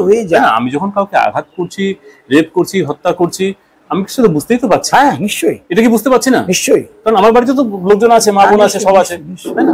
বা আমি কারো পকেট থেকে চুরি করছি, নিশ্চয়ই। আমি টাকা চিনি বলেই তো চুরি করেছি। নিশ্চয়ই। আমি তো টাকাকে ভালো করে জানি বলি না আমি সেটা আমার সম্পদ মনে করছি। তাহলে এই যে মানুষ করছে, সেটা তো সে যখন মায়ের কোলে ছিল, ওই আপনার কথাটাই সভ্য, যাচ্ছে। আমি বলছি যে সে তো মায়ের কোলে যখন ছিল, সে তো এসব কিছু সে জানতো না, জগতের কিছু জানতো। তাহলে তার ভিতরের মধ্যে তো কোনো দোষ নেই। কিছু কিছু জেনেটিক এসে যায় ভাই, কিছু কিছু জেনেটিক এসে যায়। সেটা কিভাবে আসে যায়? একটা পরম্পরাগত কিছু মানে গুণ, সে কোনো জেনেটিক্যালি এসে যায়। হ্যাঁ, কোনো অসুখ আসতে পারে, অসুখ, কিন্তু জেনারেল যে বিষয়, না অসুখ নয়, অসুখ নয়। আপনি যেটা বলছেন সেটা এক্সেপশনাল, এটারও এক্সপেরিমেন্ট তো হয়েছে, এটা তো মানুষকে নিয়ে এক্সপেরিমেন্ট হয়েছে, তাই না? আমি তো চট করে এটা পেয়ে যাইনি, আমি তো কোথাও পড়েছি, নানা রকম তুলনামূলক অধ্যয়ন করেছি। তারপর তো আপনাকে বলছি এটা, যে এটা কোথাও যেটা এটা সার্বিক দিক থেকে আমি যদি এটা সিদ্ধান্তের দিকে যাই, তাহলে আমাকে ওইটাকে ধরতে হবে এক্সেপশনাল। সিদ্ধান্ত আসবে যে ম্যাক্সিমাম মানুষ কি করছে, ম্যাক্সিমামটাই সিদ্ধান্ত হবে, তাই না? এরকম আমরা আপনি ডাক্তার অপারেশন, সমাজ তো আর এক্সেপশনকে নিয়ে হয় না। হ্যাঁ, আপনি ডাক্তার অপারেশন করেন, এক্সেপশন কথাটাকে ভাবতে হয়। হ্যাঁ, সমাজ এক্সেপশন নিয়ে চলে না। আমরা জানি মেডিকেল সায়েন্সে তো আপনি ডাক্তার জানেন যে একটা পার্সেন্টেজ তো থাকে, একজনকে দিয়ে ভাবা যায় না, কিন্তু কথাটা হচ্ছে তাদের কথাটাও ভাবতে হয় কখনো কখনো। হ্যাঁ, কিন্তু যখন আপনি 100খানা বা 1000 অপারেশন করছেন, সেখানে 1000 অপারেশন যদি সাকসেসফুল হবে, একটা পার্সেন্টেজ থাকে, তাই না? এটা কি সমস্যা জানেন তো? এটা কি সমস্যা জানেন তো? হ্যাঁ, আমাদের একটা বাংলা প্রবাদ আছে না, যে এক হাঁড়ি দুধে একটু গোচনা পড়লো, সব শেষ হয়ে গেল। ধরুন আমি আই ডোনেশন মুভমেন্ট বা আই অপারেশন এইসবগুলোকে নিয়ে অন্তত 25-30 বছর কাজ করছি। গড়ে বছরে এখন এখানে একটু কম হয়েছে, আমি আগে যখন যেখানে ছিলাম সেখানে প্রচুর কাজ হতো, সেখানে তো মাসে 100 টাকা করে হতো অপারেশন, 1200 1000 করে ধরুন, তাহলে 1000 হতো 20 বছর 20,000। জীবন দুটি ঘটনা ঘটেছিল। 19,998টা জিরো হয়ে গেছে। হ্যাঁ, ওই দুটি ঘটনা আমাকে এমন নক্কারজনক জায়গা ফেলে দিয়েছিল যে আমার সেই মানসিক ধৈর্য, আবার মানসিক স্থির বা মানসিক ওই কেন্দ্রটা বলছি যেটা, যে আমি আমার কাছে যতখানি পারার চেষ্টা করি কেন্দ্রে থাকা, ওই পেরেছিলাম বা পারি বলেই আমি সেটাকে নস্যাৎ করে দিয়েছিলাম।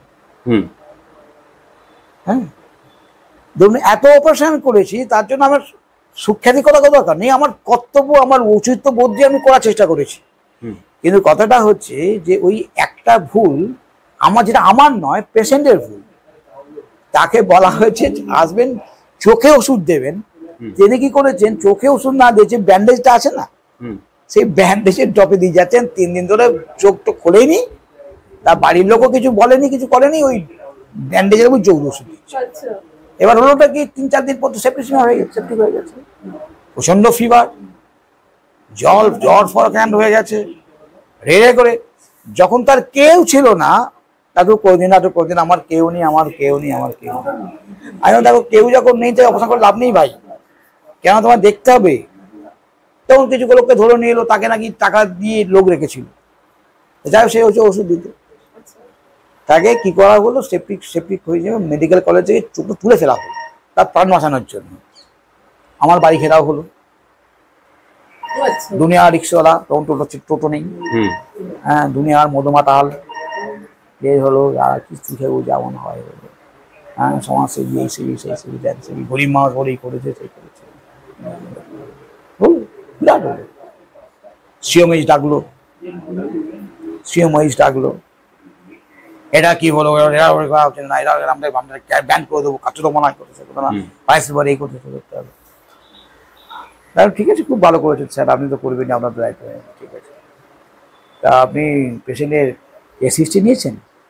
তো কেস হিস্ট্রি দেখুন, তারপরে যে কেস হিস্ট্রি তাকে বলে পাঠানো হলো, কেস হিস্ট্রি নিয়ে চুপ হলো। কিন্তু যা ঘটনা ঘটে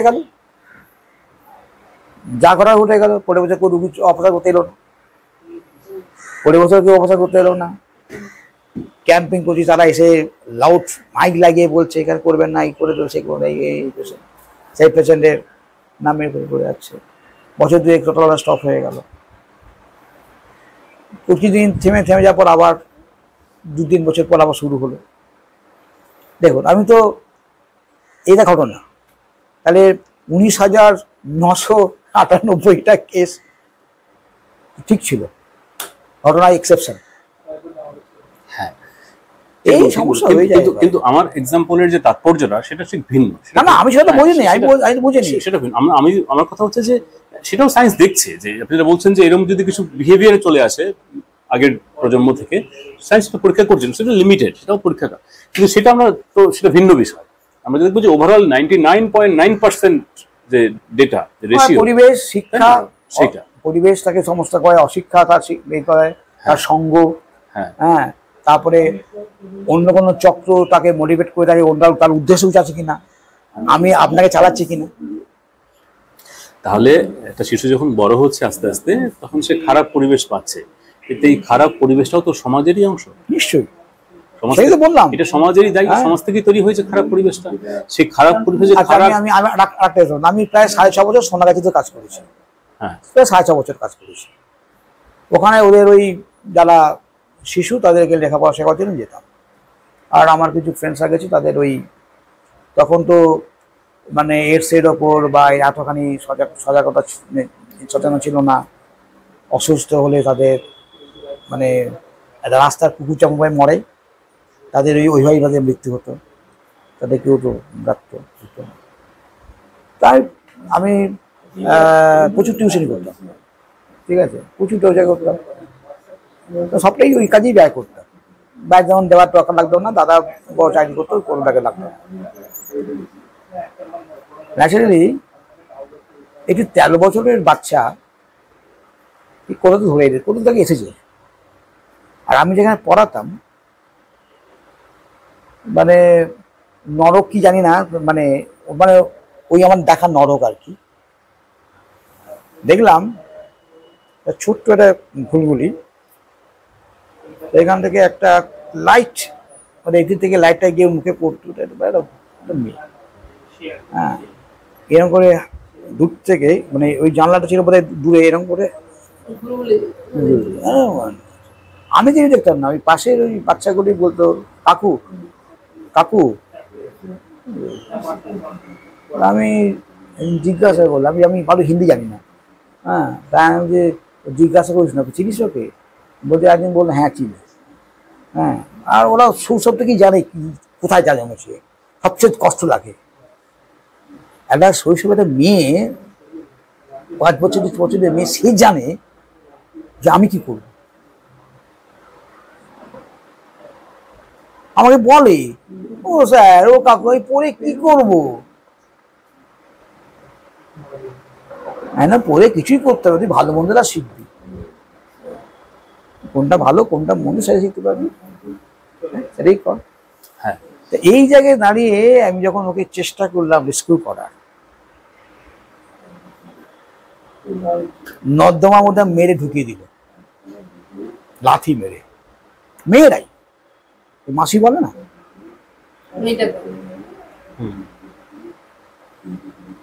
আর জেদ চেপে গেছিল। আমরা এক বন্ধু লালবাজারে কাজ করতো, দেখলাম কেমন চুরি ছাঁচড়ে সব বন্ধু, আজকে নয় ঠিক আছে। আমার আর যে করে ঘুরতে হলো, ভেতরে নাক দিয়ে মুখ দিয়ে সব পাক টাক বার করে প্রায় 15 দিন আমি মানে মৃত্যুর সঙ্গে লড়াই করেছি। কোনো সেন্স ছিল না, কোনো আপনাকেও মেরেছে? আমাকে মেরেছে, ওকে নয়। ওকে না, মেয়েটাকে না। ওকে, আমাকে মেরে বেদনা ঢুকিয়েছি, ওকে, ডেরের ভেতরে ঢুকিয়ে মেরে ঢুকিয়েছিল। মানে মেয়েরা ওখানকার ওই যারা মাসি বলে আর কি। আপনি ওখানে পড়াতে যাচ্ছেন তাই না, ওই যে রেস্কিউ করার কথা বলছিল। যখন ওখান থেকে বেরিয়ে এলাম, আমার আর এক বন্ধুর কাকা আমার খুব স্নেহ করতেন, কিন্তু জাস্ট রিটায়ার হচ্ছেন, তিনি ডিআইবিতে ছিলেন। কাকাকে বললাম, বললো তুই ঘুঘুর বাসায় চাকবেন ঠিক মেয়েছিস করলেন, কি করবি দেখছি। কি নাম বলতো, তুই কাকে বলেছিলিস? আমি নাম বললাম। বলতে বলতে বললো ও তখন এত হিউম্যান রাইটস এত এত কিছু, এত বহিরাজ কমিশন এত কিছু হয়নি। ওই ভদ্রলোক, আমি তো আর যাইনি, ওই ভদ্রলোক কিন্তু মেয়েটাকে হোমে পাঠার ব্যবস্থা করেছিল ওখান থেকে। কিন্তু হলো কি, পরে দেখা গেল যে ওই মেয়েটা হোমে গিয়ে ওই একই হলো।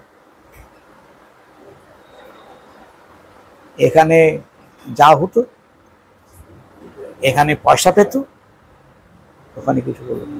মেয়েটা একদিন সুইসাইড করলো 2 বছর পর। আমি না খুব এত কাছ থেকে যন্ত্রণাগুলোকে দেখেছি, ভেবেছি। তাহলে আর মানুষের প্রবৃত্তিটাকে, হ্যাঁ, আমার বাড়িতে ভেট আসতো জানো তো, সরি আমি তুমি বলে ফেলি, আমার বাড়িতে ভেট আসে নাম নিয়ে আসতো, আমি পড়াতে যেতাম তো, অনেক লোক তো যেত ওখানে, আমার জানাশোনা হয়ে গেছে। যাতে আমি না বলি, ব্ল্যাকমেল না করি, আমার বাড়িতে সব দিতে আসতো। সৌগত, তুমি এটা তোমার চক্র না তো? এই যে এটা এটা এটা এটা ইন্টারন্যাশনাল চক্র, ইন্টারন্যাশনাল চক্র। হ্যাঁ, ইন্টারন্যাশনাল চক্র। না, ঠিক কথাই বলছি, ইন্টারন্যাশনাল চক্রই আছে এটা। এর পেছনে আরো লোকজন আছে অনেক বড়, শুধু আমি একা করছি তা না, দেশের বহু জায়গায় এই আলোচনাগুলো হচ্ছে, তাই না? পৃথিবীর, হ্যাঁ পৃথিবীর বহু জায়গায়, দেশের বিভিন্ন রাজ্যে। মা বাচ্চারা কোনো নেই জিরো, যত পৃথিবীতে যা না যত না করেই ঢুকুন। হ্যাঁ, কিন্তু মায়ের কোলে শিশু যখন ধীরে ধীরে বড় হচ্ছে, যে বলছেন বাইরের সমাজ পরিবেশ কেমন, আমি একটু অনেক কম সেটা, সেইটা আমি মা শব্দটাতেও কিছু আপত্তি এসে যাবে আবার মা শব্দটাতে। যেমন যেমন যেমন সে তো আসুন বহু বাচ্চা তো মা মা নেই, শব্দ। সেই বাচ্চারা কি বড় হচ্ছে না? সেটা বলছেন? মা নেই বলে মা নয়। ওই যে বললাম তুই কেন টিফিন দিলি, তুই কেন রুটিনটা দিলি ওকে, আমি জাস্ট একটা তুই পয়েন্ট, কেন রুটিন দিলি, তুই কেন টিফিন দিলি। আমি জাস্ট 5 মিনিটে শেষ করে দিচ্ছি, আমি আমার বক্তব্যটা বলে দিই। সেটা হচ্ছে যে একটা শিশু যখন বড় হচ্ছে, শিশুটা কেমন পারিবারিক পরিবেশ পাচ্ছে, কেমন সামাজিক পরিবেশ পাচ্ছে, কেমন সাংস্কৃতিক পরিবেশ পাচ্ছে, কেমন শিক্ষার পরিবেশ পাচ্ছে, মানসিক যে বিকাশ তার হবে, তাই না, যে সমাজের কি কি ঘটছে, সমাজে কত রকম কাজ আছে, কোন কাজে আমি একটা কথা বলে আমি শেষ করে দিই। আমি শেষ করে আমি আপনার কথা শেষ করে দিই। আপনার কথাই বলতে দেবো।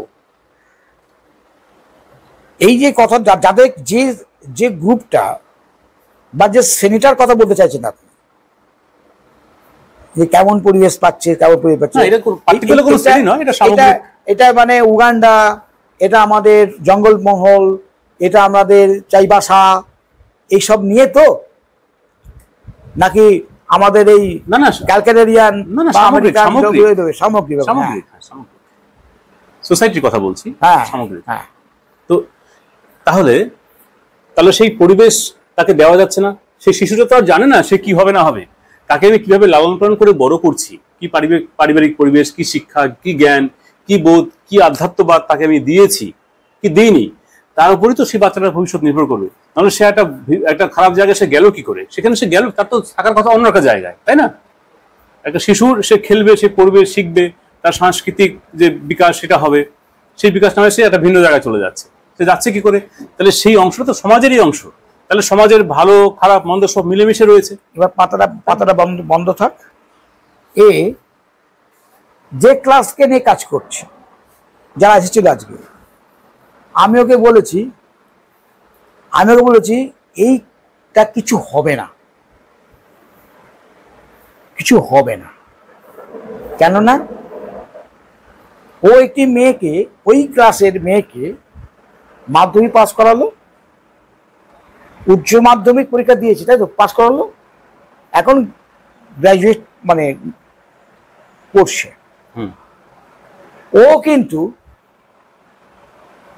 সে তো ওইখান থেকে লেখাপড়া শিখলো, ওই গ্রুপ ওই সোসাইটি থেকে প্রথম মাধ্যমিক পাস, উচ্চ মাধ্যমিক পাস একটি মেয়ে। ও যতখানি করে তার সামান্যতম কিছু আমাদের এখানে এনে তাকে টিউশন করিয়ে পয়সাটা আমরা দিতাম, তাকে সাহায্য করেছি, চেষ্টা করেছি, তারপর আমার কাছে আসেনি আর। ঠিক আছে, পাস করার খবর ওপরে আর দেয়নি আমাকে, যাই হোক। কিন্তু ওকে যখন বলি যে ও উঠেছে, তাহলে ওরও তো কিছু দায়িত্ব নেওয়া উচিত। কিন্তু ও ফেলিওর, এই জন্য ফেলিওর কেন, ও কিন্তু স্বার্থপর, ও পারেনি, ওর কাজটা জিরো হয়ে গেছে। হয়তো ওর যদি ওই গ্রুপে থাকতো, হয়তো সমাজের অন্য কোনো কাজ করতে পারত। কিন্তু ও যেহেতু স্বাদ পেয়ে গেছে, রক্তের স্বাদ পেয়ে গেছে, মানে রামকৃষ্ণের গল্প আর কি, এই সারা তুই দেখ, তুই ব্যবহার করছিস কেন, চাক রক্ত চাক, তুই বাঘ। সেও যখন ছাগলের রক্ত খেলো, কে হালুম করে বনে চলে গেল, বাঘের তো চলে গেল। আমার চেম্বার ছিল বিরশিপুরে, সেই বিরশিপুরে হাঁসদা বলে বাড়ির ছেলে আমার কাছে উপকৃত হয়েছিল, তার একটা ক্রনিক ডিজিজের সারি। সে আমার বলছে যে ডাক্তারবাবু, আপনাকে আমি 2 একর জায়গা দেবো, ওখানে আশ্রম করুন। আমি 2 একর, আমার ধারণা নেই বাবা কতখানি, আমাকে এই কাটা বিঘে বোঝালো, যাই হোক। আর তখন দেবে কেন, এর মধ্যে জানলাম যে ওখানে ওরা ঢুকতে পারছে না। কেন? সাঁওতাল মেয়েকে বিয়ে করেনি, ও লেখাপড়া শিখে ওই STSC বা করে রেলে চাকরি পেয়েছে, বিশ্বপুরী পোস্টিং ছিল সেশন মাস্টারে। আর ওইখানকারই একটি মানে সাঁওতাল নয়, অন্য মানে আমাদের এই নর্মাল মানে শিডিউল টাইপের, মানে এইখানে তাকে বিয়ে করেছে। বিয়ে করার পর ওরা ঢুকতে দিচ্ছে না ওকে, ও ঢুকতে পারছে না ওকে। ওর বাবাকে মেরে খেলে দিয়েছে। ওর বাবা তখন রাজ্যপালের মানে ওই বন্টন কাটতো আর কি, বাগান টাগান কাটতো, ঠিক আছে। ও আর ওখানে অমুক হয় না, এখানে রয়ে গেল। দেবতা কিছু হলো, ব্যক্তির হলো, ব্যক্তির হলো, কিন্তু গোষ্ঠীর হলো না।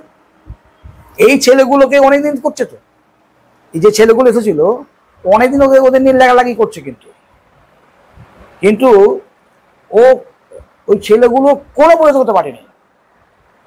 আমি আজকে 5 বছর আগে ওর যা দেখেছি একই রকম রয়েছে।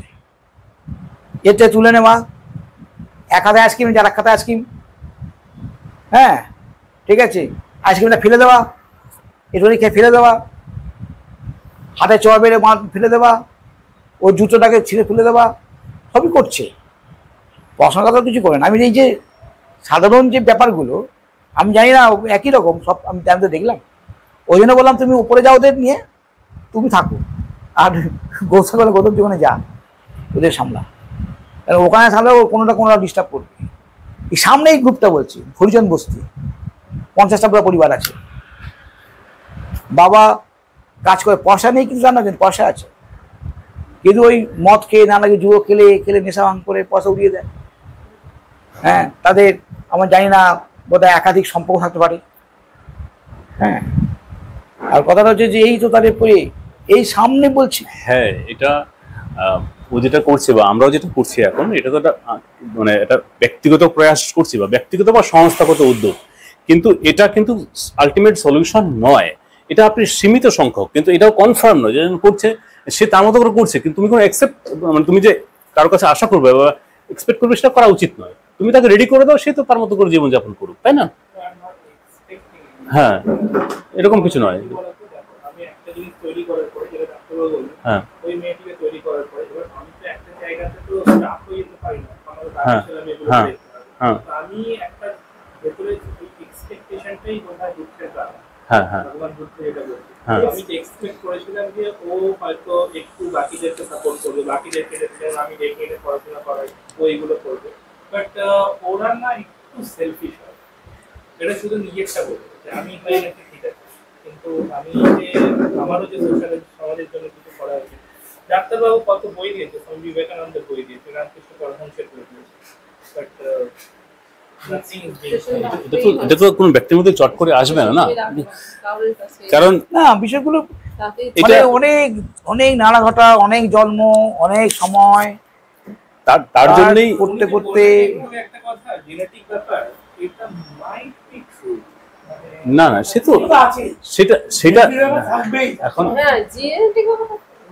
সেটা তো ওই ফ্যামিলির ওই সার্কেল ওই সিস্টেম থেকে আসছে, তাই না? গোষ্ঠী, তাই না? এখন ব্যাপার হচ্ছে এই যে আমরা বলছি যে ব্যক্তিগত বা সংস্থাগত উদ্যোগ একটা লিমিটেড প্রয়াস, একটা রক্ত কোনো কনফার্ম রেজাল্ট তোমাকে দেবে না ভাই।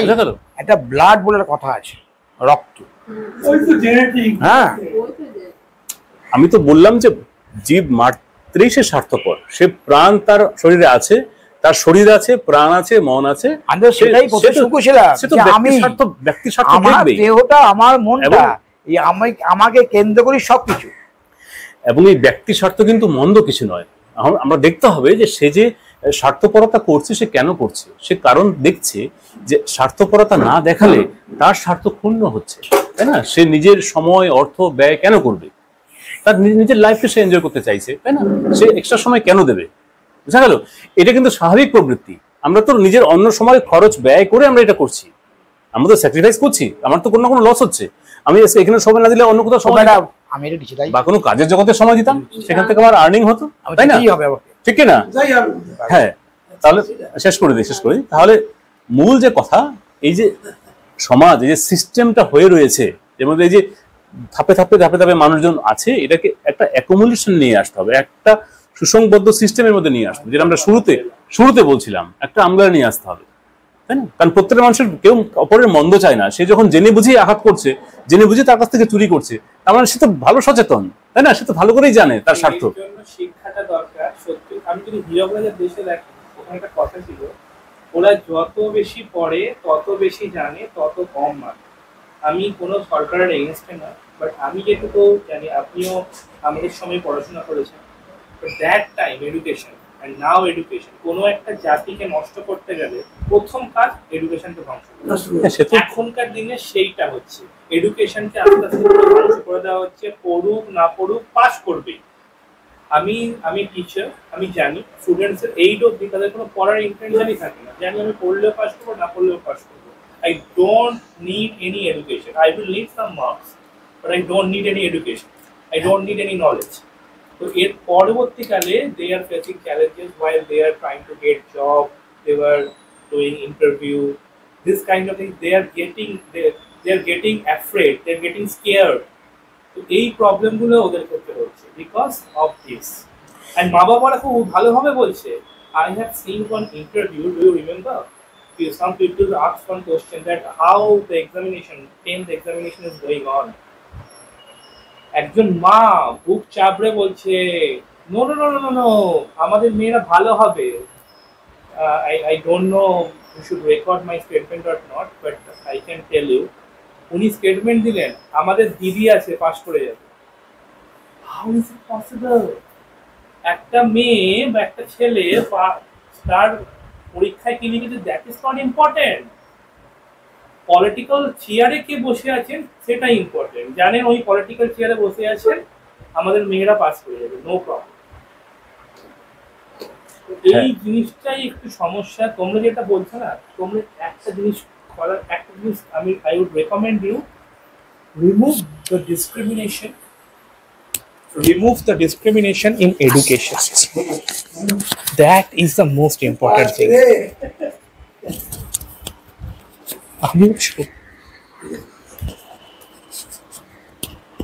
ক্লিপ আছে, ক্লিপ চুলের ক্লিপের মতো না, এদিকে পেশ করে দিন আমাকে দেখো। এই যে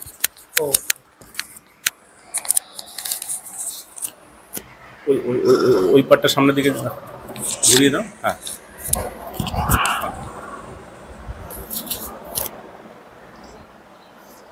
হ্যাঁ, তুমি যেটা এখনকার যে পলিটিক্যাল সিস্টেম যে অবস্থায় আছে, আমরা সেটাই বলছি, এটা একটা সেন্ট্রালাইজড প্রজেক্ট ছাড়া তুমি যেটা বলছো আমব্রেলা সম্ভব নয়। এটা কমপ্লিট দেশের পাবলিক মিলে সে রুলস তৈরি করবে, তাই না? সামাজিক রুলস তৈরি হবে নতুন করে তো সমাজ ব্যবস্থা দরকার, সিস্টেম দরকার। এমন যদি মনে হয় যে এই ধরনের মানুষরা তারা একসঙ্গে থাকতে চায়, তারা সেই অঞ্চলে থাকবে, সেই সিটিতে তারা থাকবে, সেখানে থাকবে, তাই না? But political party will not let না you না, go. এটা তো পলিটিক্যাল পার্টির ব্যাপারই নয়, Because political party needs the discrimination. সে তো এখনকার ব্যবস্থায় আছে না।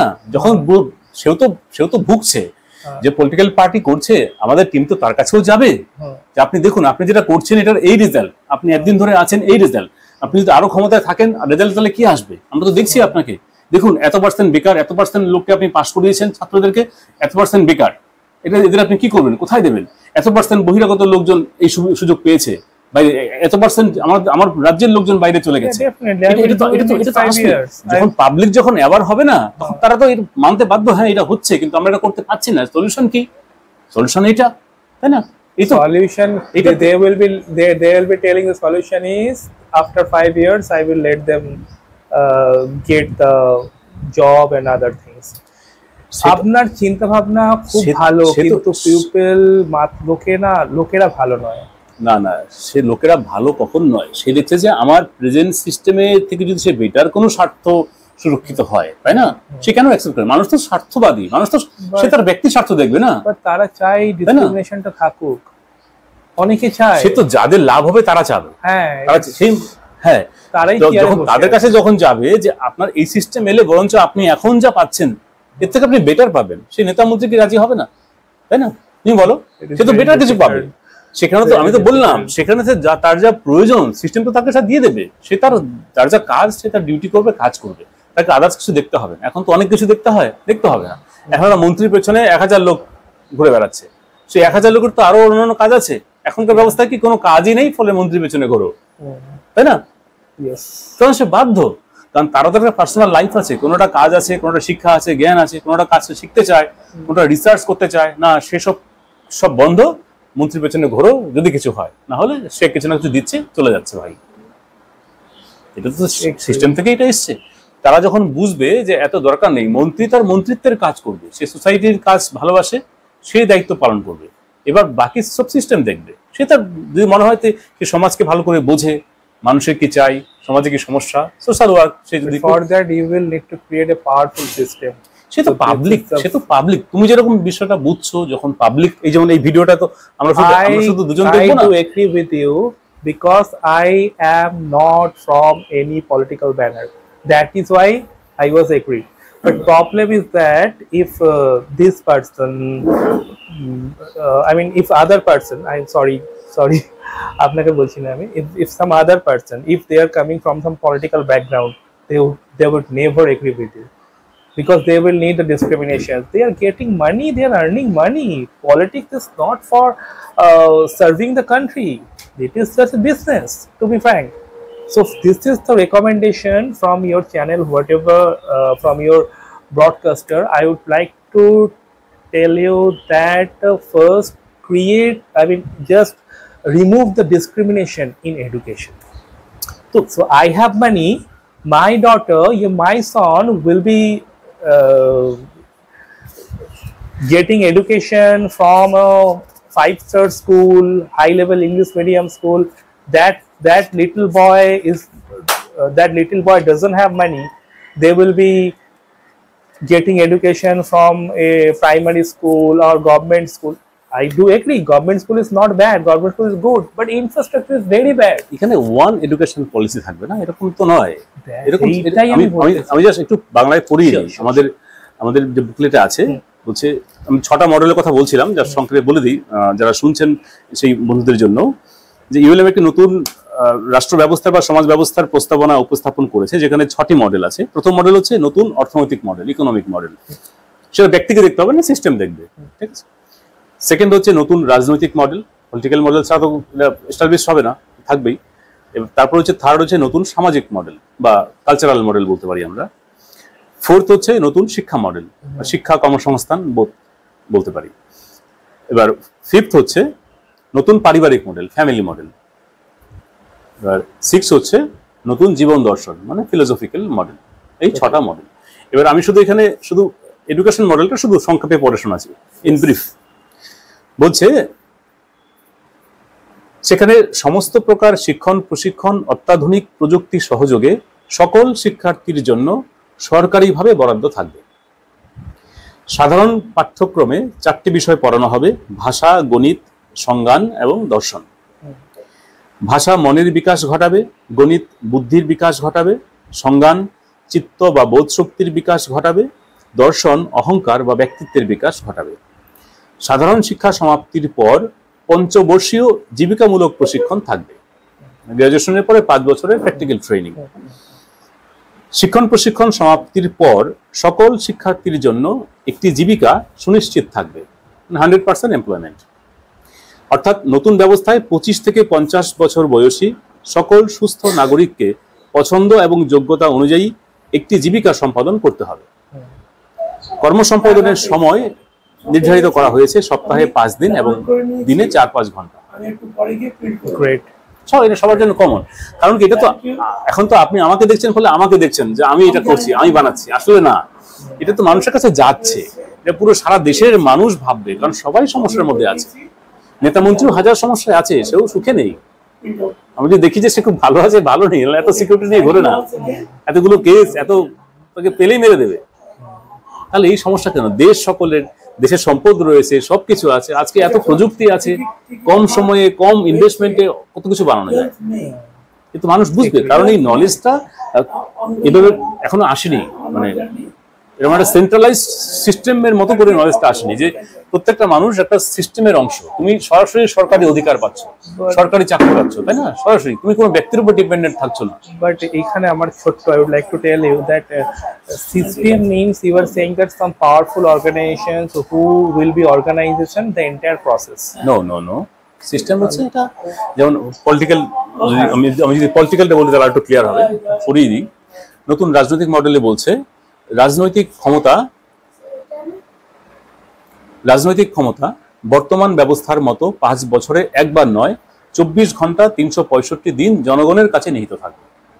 24 আওয়ার্স পলিটিক্যাল পাওয়ার, মানে ভোট দেওয়ার যে পাওয়ারটা তোমার কাছে, সিস্টেম থাকবে, অ্যাপ থাকবে, তুমি সঙ্গে সঙ্গে মতবাদ দিতে পারছো। এটা পাবলিক এই মডেলটা তৈরি করবে। এটা কোনো পার্টির মডেল নয়, কিন্তু এটা পাবলিক সিস্টেম। বুঝতে পারছো ব্যাপারটা? পাবলিক তো বলছে তাহলে 5 বছরে একবার নয়, তুমি সঙ্গে সঙ্গে দেন তুমি তোমার মতামত দিতে পারছো যে এই প্রোডাক্টটা খারাপ, এই সার্ভিসটা খারাপ, অমুক ব্যক্তি যে আছে পদে উনি ঠিকঠাক কাজ করেননি।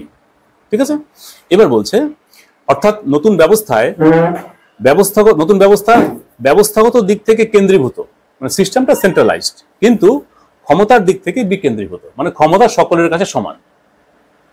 সিস্টেমটা পরিচালনার জন্য সেন্ট্রালাইজড, কিন্তু একটা মন্ত্রীর কাছে যা ক্ষমতা আছে পাবলিকের কাছে সেম ক্ষমতা আছে। এটা সিস্টেমটা ডিজাইন এরকম করা আছে যাতে মন্ত্রীর কোনো সমস্যা না হয়, সে তার কাজ করবে, তার যা প্রয়োজন সে সিস্টেম থেকে পাবে, তাই না? আমি শেষ করে দিই তারপর বলছি।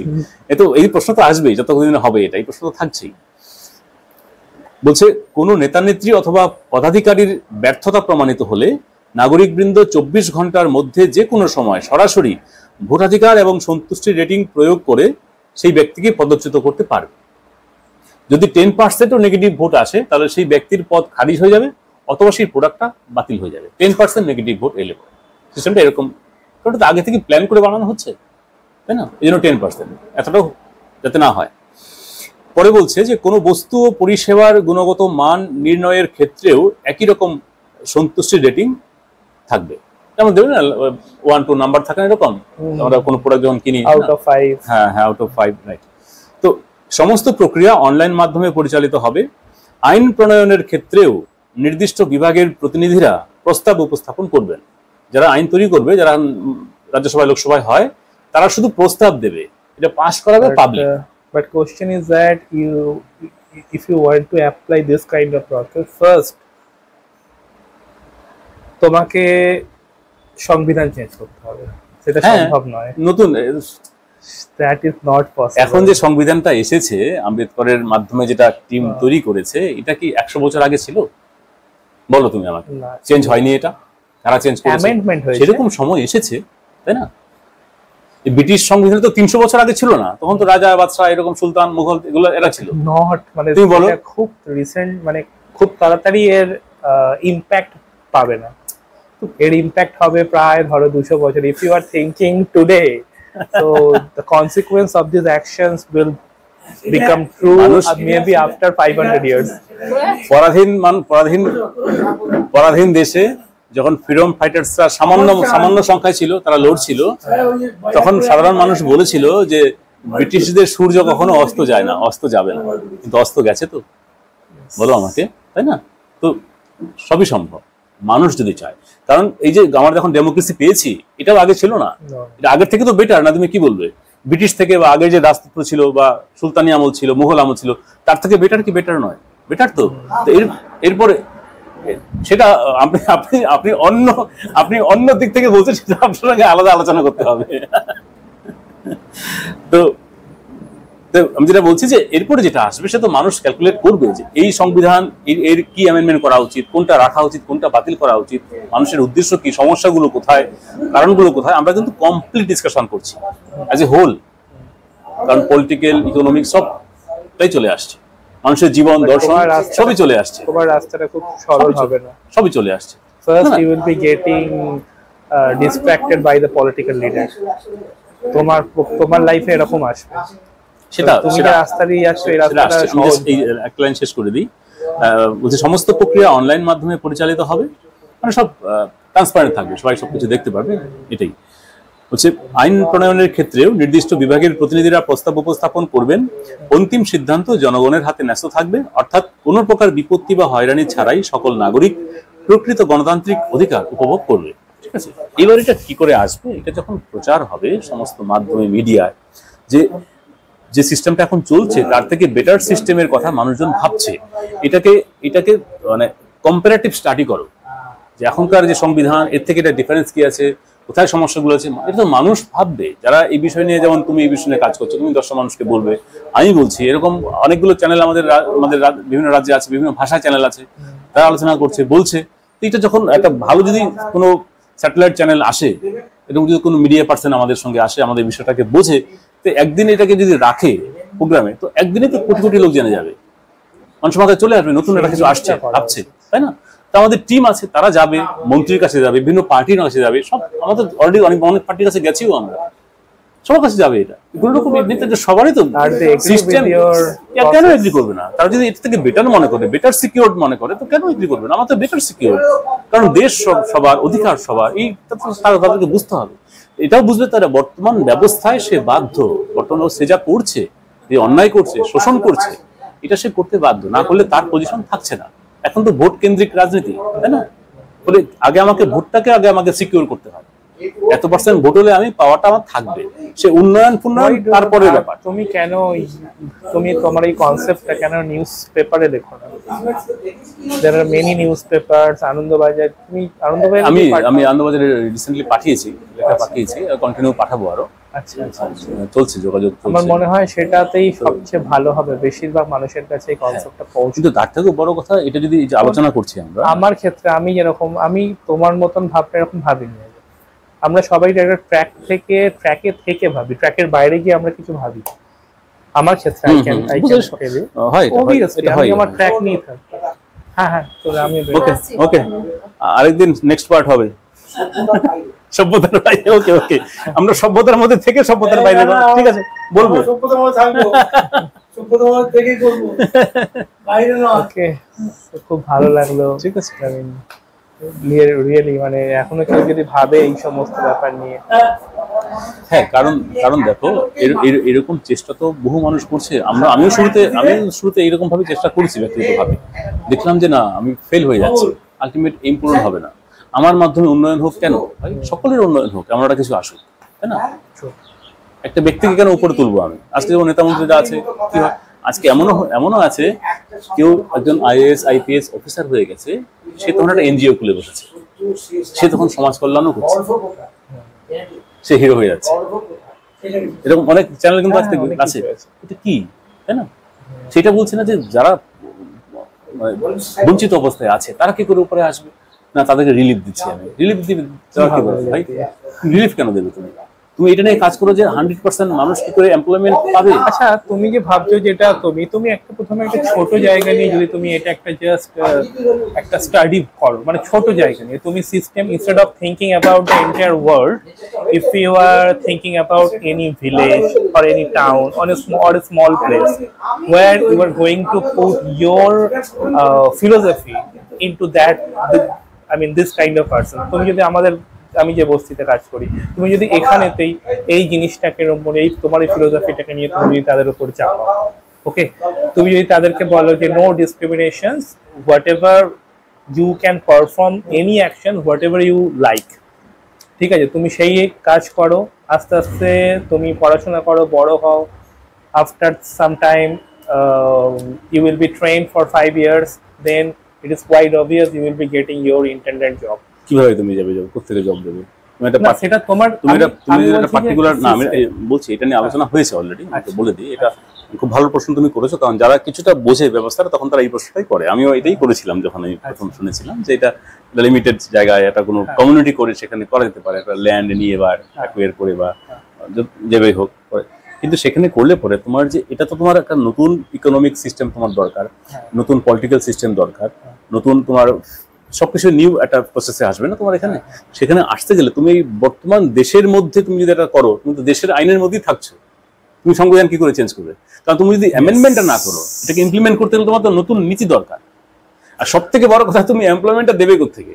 আমি এটা একটা বড় ল্যান্ড নিয়ে আমি একটা বিরাট স্কুল করলাম, সবাইকে ফ্রিতে আমি পড়ালাম, তাহলে 15 বছর 20 বছর পড়ালাম, তুমি তারপরে এমপ্লয়মেন্ট তাদেরকে কোত্থেকে দেবো আমি বলো? পলিটিক্যাল পাওয়ারে আসতে হবে, মানি। তুমি তখন মানি ছাড়া ডেভেলপমেন্টই করতে পারবে না, প্রথম তুমি এখানেই আটকে যাবে। ধরো আমি এখন থেকে আমরা ভাবলাম যে করবো, কেউ যদি আসে সে না হয় ল্যান্ড দিয়ে দিল, কেউ না হয় বিল্ডিংও করে দিল, আমি মেনে নিলাম, না হয় চালাবার জন্য ডোনেশনও চলে এলো, প্রতি মাসে আসছে 10 লাখ 10 কোটি টাকা আসছে, মেনে নিলাম, চলছে সিস্টেম। এবার বাচ্চাগুলো বড় হলো, গ্রাজুয়েশন করে গেল, তুমি ট্রেনিং দিয়ে দিলে, কোথায় দেবে এমপ্লয়মেন্ট? তুমি তাদেরকে সবাইকে এমপ্লয়মেন্ট কোথায় দেবে? এখন যেরকম করছে তোমাদের সেভাবে তোমাকে নানান জায়গায় তোমাকে কম্প্রোমাইজ করে করতে হবে, তোমাকে ব্যবস্থা করে দিতে হবে, এটা তো হলো না। বাট আলটিমেট তুমি দেখো নতুন যে রুলস তুমি অ্যাপ্লাই করতে পারবে না। আর সব থেকে বড় কথা, তোমাকে তো প্রেজেন্ট সিস্টেম তোমাকে আটকে দেবে। তোমার আপনারা কি করছেন এখানে, আপনাদের কি আছে, এদিকে কোথায় কি করবেন, তুমি কি দেখাবে? বাট কোশ্চেন এখানে কিন্তু তোমাদের তো ইমপ্লিমেন্টেশন করতে কমপ্লিট সার্কেলটা তোমার জন্য মূল অনেক কথা, time তোমার একটা লাগবে।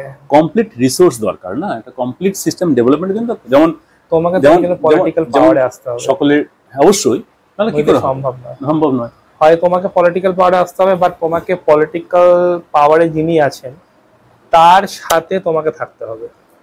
হ্যাঁ, এটা সেই both। ভাবনা চিন্তাগুলো তোমার ভাবনা এটা- চিন্তাগুলো, এখন যদি আমি সিএম কে ধরি, মমতা ব্যানার্জি, তোমাকে মমতা ব্যানার্জির সাথে থেকে তাকে ইনফরমেশনটা দিতে হবে যে দেখুন আমি লক্ষ্মী ভান্ডার ছেড়ে রাইট।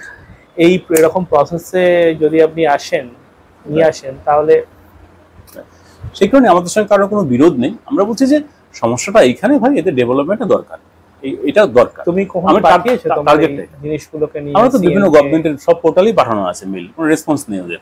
ওরা তো ব্যস্ত, আর এটা নিয়ে কি রেসপন্স করবে, তাই না? যখন আমাদের সরাসরি যখন সেরকম টিম লোকজন থাকবে, তখন সরাসরি আলোচনা সাক্ষাৎ তো হবেই, সবার সঙ্গে হবে। এটা সব পলিটিক্যাল পার্টি সবার কাছে যাবে, এটা যাবে, যেতে বাধ্য। কারণ তুমি এটুকু শুনে কি বুঝলে? এটাকে থেমে থাকার বিষয়? না, না, না। যে যাদের চয়েস তারা এটাকে ছড়াবেই, তারা সেটাকে পাঠাবেই, থেমে থাকবে না। এটা True. যেটা মানুষের কল্যাণে লাগবে, মানুষ বুঝতে But এটা পারছে অনেক যে সময় লাগবে, যেখানে অনেক আলটিমেট সময়। ফ্রিডম আছে। কিন্তু এখনো পপুলার হতে মিনিমাম কয়েক বছর, 5-7 বছর তো লাগবেই। 5-7 মিডিয়াতে, বছর। মনে কম মিডিয়া ফিডিয়া সবকিছু জায়গায় আসতে গেলে এটা কমপ্লিট ধরো 8-10 বছরের মধ্যে একটা জায়গায় আসবে। তারপর যখন পলিটিক্যাল পাওয়ারে আসবে এই নতুন সিস্টেম, পাবলিক সিস্টেম, তখন আরো 5-7 বছরের একটা তো ট্রানজিশন পিরিয়ড চলবে ইনফ্রাস্ট্রাকচারের।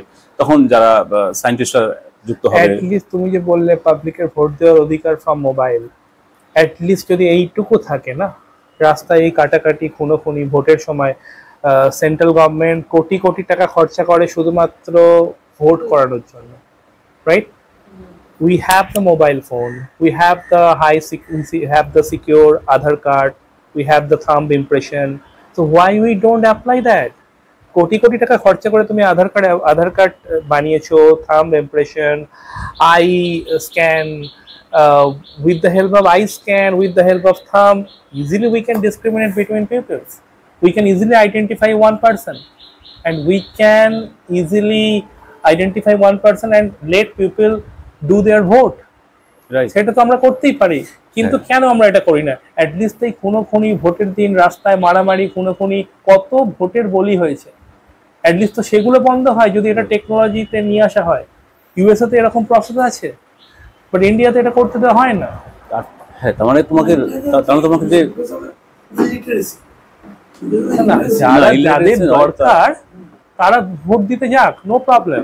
যাদের দরকার তারা বুথে যাক ভোট দিতে, বাট যারা আসলে ইয়ে ফ্যাক্টর ডিসিশন ফ্যাক্টর তুমি- ওইটাই। তুমি যেটা বলছো, তুমি এটা না, সেইটা যদি স্কুল থেকে সবাইকে শেখানো, বা ভোটের আগে যদি একটা ট্রেনিং দেওয়া হয়, যেরকম আমরা বলি না পোলিও রবিবার, একটা এরকম আমরা অ্যাডভার্টাইজমেন্ট দিই।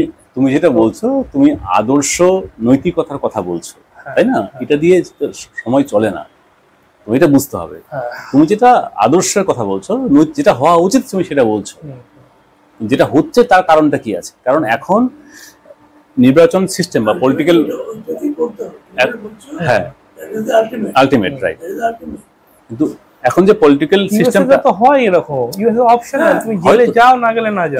কিন্তু এখন যে পলিটিক্যাল সিস্টেম আছে দেশে, সিস্টেম তেরম করে আছে না যে 1000টা পার্টি থাকবে। ধরে যদি এতগুলো বিরোধী পার্টি থাকে, এখন এতগুলো পার্টি থাকে, তো সেখানে লড়াই তো হবেই।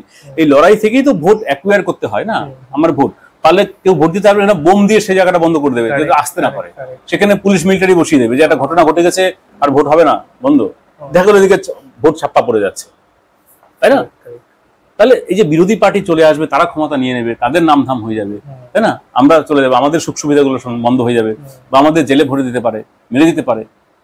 তাহলে সিস্টেমটাই তো এরকম রয়েছে না। তারাও বাধ্য, তারা চাইলে, মোদি মমতা কি বুঝতে পারছে না যে মানুষজন কি অবস্থায় আছে? তার কাছে কি খবর নেই? সব খবর আছে, করতে পারছে না কেন? করলে তো বরঞ্চ তারাও আজীবন ক্ষমতায় থেকে যাবে। কি না, যদি ডেভেলপমেন্ট মোদি করে দেয়, মোদিকে তো আজীবন মানুষ পুজো করবে, তো সে করতে পারছে না কেন? তাহলে এই সিস্টেমের রুলসটাকে চেঞ্জ করতে হবে, যেটা মোদির একার পক্ষে সম্ভব নয়। তো তুমি কি কখনো পাঠিয়েছো? হ্যাঁ, PM তাদের মেইলে গেছে সব। আচ্ছা, দে আর নট রেসপন্ডিং। না, কোনো রেসপন্স আসেনি। এরপরে যদি কোনো ডিরেক্ট কোনো মিডিয়া আসে, বা এমন কোনো লোকের সঙ্গে আমাদের যদি পরিচয় হয় যারা আমাদের সিস্টেমটাকে বুঝেছে, তার সঙ্গে গভর্নমেন্টের লিঙ্ক আছে, তখন আমাদের সাক্ষাৎ হবে। বা আমাদের আরেকটু পপুলার হলে পরে আমাদের টিমই থাকবে যারা এগুলো যোগাযোগ কাজ করবে, এরকম টিম তৈরি হবে তখন, যারা এই বিষয়ে এক্সপার্ট, তাই না? সবারই তো এক্সপার্ট থাকে। আমি যেমন এটা করছি, আমার এইটা সার্কেল, কারো আছে না অন্য কমিউনিকেশন স্যার বেটার আছে, সে ওই কাজটা করবে, এরকম বিভিন্ন ডিপার্টমেন্ট তখন তৈরি হয়ে যাবে। যেমন আমাদের তোমার মতো ইঞ্জিনিয়ার আমাদের ওড়িশায় আছে, সে এই টেকনিক্যাল পার্টটা বা ইংলিশ পার্টটা সে দেখছে, কন্টেন্ট গুলো সে বানাচ্ছে, সে ফিলোসফির উপরে আরেকটা নতুন একটা ইংলিশে বই লিখছে নতুন, আরো ক্ল্যারিটি দেওয়ার জন্য যে এই ফিলোসফিক্যাল অ্যাঙ্গেলটাকে, দর্শনের বই তো একটা আছেই, সে আবার একটা ইংলিশে আরো ক্ল্যারিটি করছে, এরকম লোকজন কাজ করছে। লিটারালি মানে তোমাদের মতো এরকম পাওয়া যায় না চট করে, যারা এত কিছু ভাবে, এত ডিপে গিয়ে ভাবে। I mean from my heart I wish you best of luck for your future and whatever you are trying to do. Thank you so much for your time, অনেক মূল্যবান সময় দিয়েছো আমাদের সঙ্গে, এবং এটা আমাদের কন্টিনিউ থাকবে আলোচনা, এবং যদি কিছু জানার থাকে তুমিও ফোন করে প্রশ্ন করতে পারো, বা পরে যদি পারো তো কখনো এসো। হ্যাঁ, দর্শক বন্ধুরা যারা শুনছেন আমাদের এই প্রোগ্রামটি, আপনারা এটি শুনে আপনাদের মতামত বা প্রশ্ন আলোচনা আমাদের সঙ্গে করতে পারেন, রাখতে পারেন। সকলকে ধন্যবাদ, থ্যাংক ইউ। বিবেকানন্দ কর্ম মন্দির আশ্রমের দুটো ভিডিও রয়েছে, যারা প্রথম ভিডিওটি দেখেছেন তাদের ধন্যবাদ, যারা এই দ্বিতীয় ভিডিওটির এই অবধি দেখে ফেলেছেন তাদেরকেও অনেক ধন্যবাদ। প্রথম ভিডিওতে এবং এই দ্বিতীয় ভিডিওতে বেশ কিছু প্রশ্ন বা সংশয় উঠে এসেছে, সেটার উত্তর আমি দেবার চেষ্টা করব। এটি আমাদের একটি সংক্ষিপ্ত বই রয়েছে, যেখানে সংক্ষেপে দর্শন এবং ব্যবস্থার পুরো বিষয়টি বোঝানোর চেষ্টা করা হয়েছে। এটির পিডিএফ লিঙ্ক আমি নিচে দিয়ে দেব, আপনারা মোবাইল থেকে বা কম্পিউটার থেকে নিজেরা পড়তে পারবেন, ভালো লাগলে অপরকে শেয়ার করবেন। লিঙ্ক থেকে আপনি ডাউনলোড করে এটি মোবাইলে রাখতে পারেন, অন্যকেও প্রেরণা করতে পারেন। প্রথমত যে সংশয় উঠে আসে সেটি হচ্ছে মানুষের স্বভাব কেমন এবং মানুষের ইচ্ছে কি অনন্ত। এই দুটি মূল প্রশ্ন আসে, যেটি দর্শন বিষয়ক প্রশ্ন। আমরা যদি দেখি যে সত্যিই কি মানুষের ইচ্ছে সীমিত, মানুষের ইচ্ছে আকাঙ্ক্ষা কি কখনোই পূরণ করা সম্ভব নয়, মানুষ কি কখনোই সন্তুষ্ট হয় না বা হতে পারে না, এই বিষয়গুলির গভীরে আমরা অধ্যয়ন করেছি। একই সাথে প্রায়োগিক দিক থেকেও লোকের সঙ্গে আলোচনা, পর্যালোচনা, সমীক্ষা করেছি, যা এখনো করে চলেছি। আমরা যদি লেখাটি দেখি, এখানে কি আছে, বলছে প্রত্যেক ব্যক্তির জীবনকালের পরিসর সীমিত, কিছু দিক অন্যদের সাথে মেলে এবং কিছু দিকে ভিন্নতা থাকে। সীমিত পরিসর সীমিত ইচ্ছের জন্ম দেয়। আকাঙ্ক্ষাগুলি হঠাৎ উদয় হয় না, একটি প্রক্রিয়ার মাধ্যমে উৎপন্ন হয় এবং সেসব অনন্ত নয়। তাহলে কেন মনে করি আমাদের ইচ্ছে অসীম? যেহেতু বর্তমান ব্যবস্থায় অধিকাংশ আকাঙ্ক্ষা অপূর্ণ অবস্থায় রয়েছে, সুখ কি তাও সুস্পষ্ট নয়, ইত্যাদি নানা কারণে একটি ভুল ধারণা তৈরি হয়েছে যে মানব আকাঙ্ক্ষা অসীম। ইউএলএম সংস্থা একাধিক ব্যক্তির উপর বিষয়টির সমীক্ষা করেছে এবং এই সিদ্ধান্তে উপনীত হয়েছে যে আমাদের ইচ্ছে অসীম নয়। সমীক্ষাকালীন সময় যখন অংশগ্রহণকারীদের ইচ্ছেগুলি লিপিবদ্ধ করতে বলা হয়েছিল, তখন অধিকাংশ ব্যক্তি 100টির অধিক ইচ্ছে তালিকাভুক্ত করতে সক্ষম হননি। আপনি স্বয়ং পরীক্ষা করলে বাস্তবিক বুঝতে সক্ষম হবেন যে আকাঙ্ক্ষা অসীম নয়। অসম্পূর্ণ ব্যবস্থার কারণে অতৃপ্তির অনুভূতি আমাদের পটভূমিতে থেকে যায়। বলছে সকলের ইচ্ছে পূরণ করা যেতে পারে। ইচ্ছের কিছু ছবি এখানে দেখা যাচ্ছে, এর বাইরেও বহু ইচ্ছে রয়েছে আমাদের। বলছে চলমান মূলধারার অর্থনীতির বিপরীতে মানব আকাঙ্ক্ষাগুলি পূরণ করা সম্ভব। মানুষ সবসময় অতৃপ্ত থাকবে এটি সঠিক সিদ্ধান্ত নয়। একজন মানুষ যা চায় তার একটি যুক্তিযুক্ত ভিত্তি রয়েছে। আমাদের আকাঙ্ক্ষাগুলি আজীবন একটি পরিসরের মধ্যে আবর্তিত হয়। মানুষের চাহিদা সীমিত এবং আকাঙ্ক্ষাগুলি এমন একটি পরিসরের মধ্যে আবর্তিত হয় যা উপলব্ধ প্রাকৃতিক এবং মানব সম্পদ দ্বারা ক্রমাগত পূরণ করা সম্ভব। আকাঙ্ক্ষার অতৃপ্তি মানব প্রকৃতির একটি ভিত্তিহীন ও ভ্রান্ত সিদ্ধান্ত। যদি মানুষের ইচ্ছে সর্বদা অতৃপ্তই রয়ে যাবে, তবে কেন সকলে সন্তুষ্ট হবার চেষ্টা করবে, এবং ওই সকল প্রচেষ্টার অর্থই বা কি?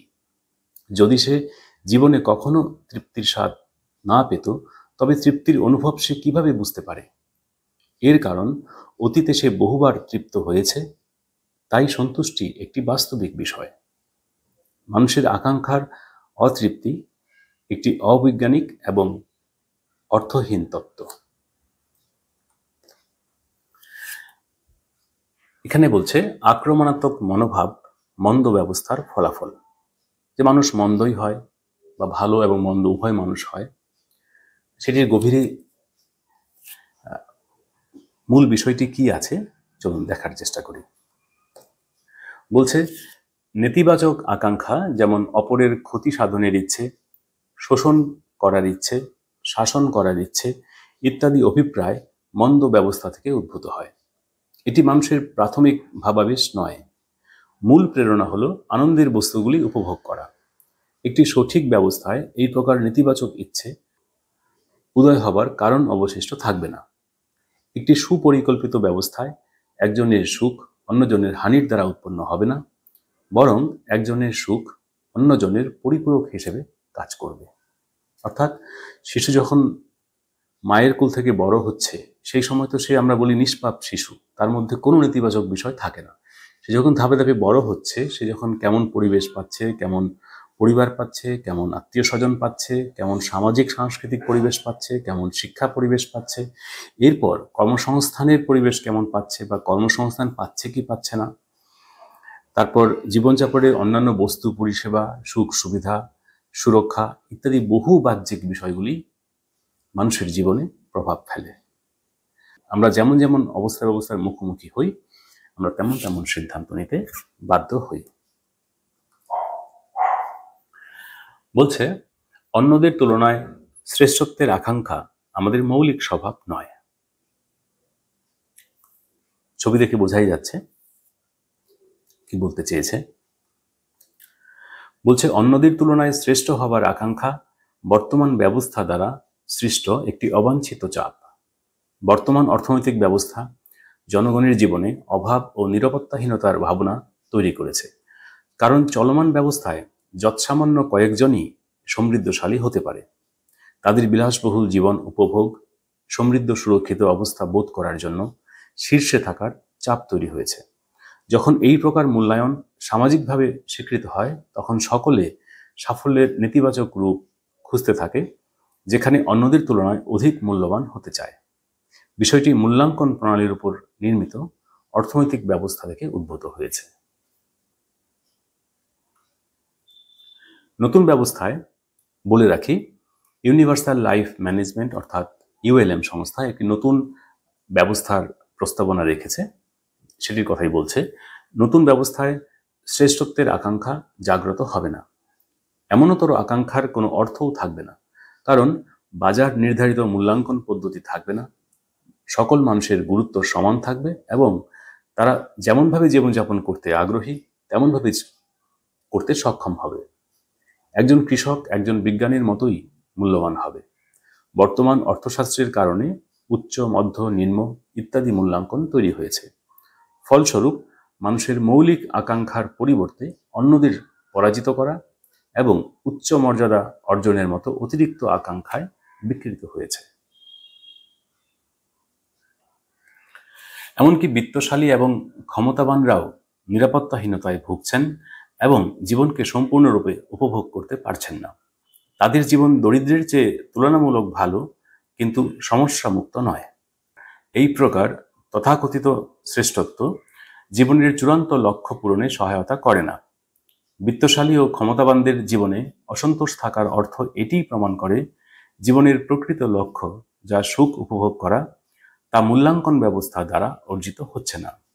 উল্টে অর্থনীতির ব্যর্থতা এবং সমাধানের অভাবকে স্বীকৃতি দেওয়ার পরিবর্তে অজান্তেই মানুষের উপর দোষ চাপিয়ে দেওয়া হয়েছে।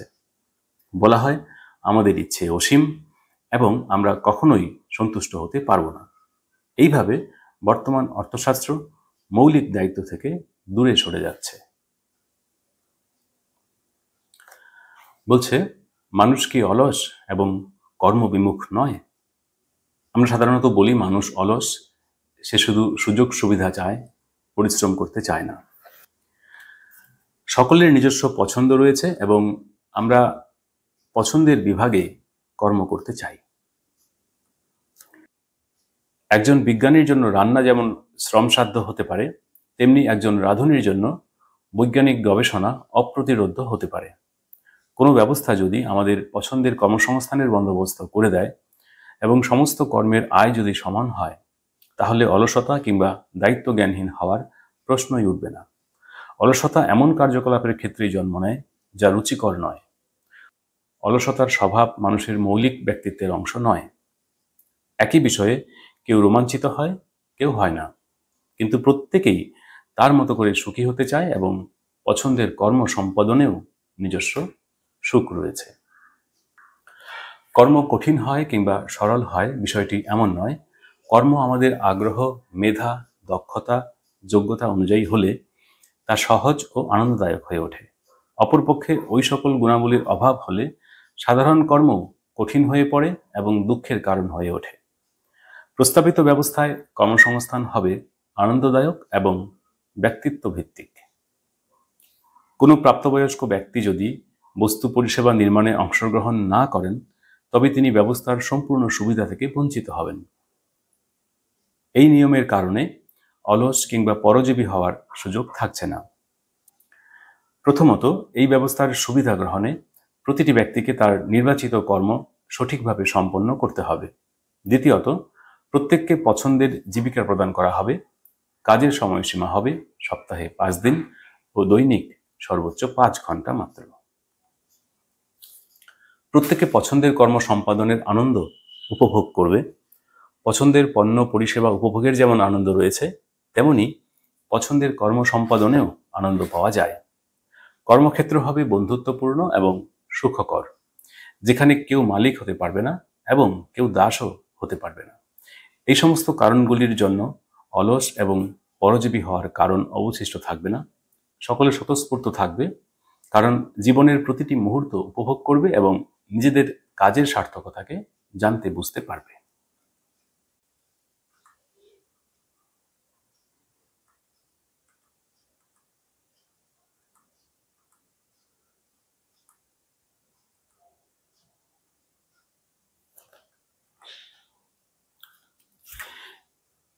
এখানে বলছে,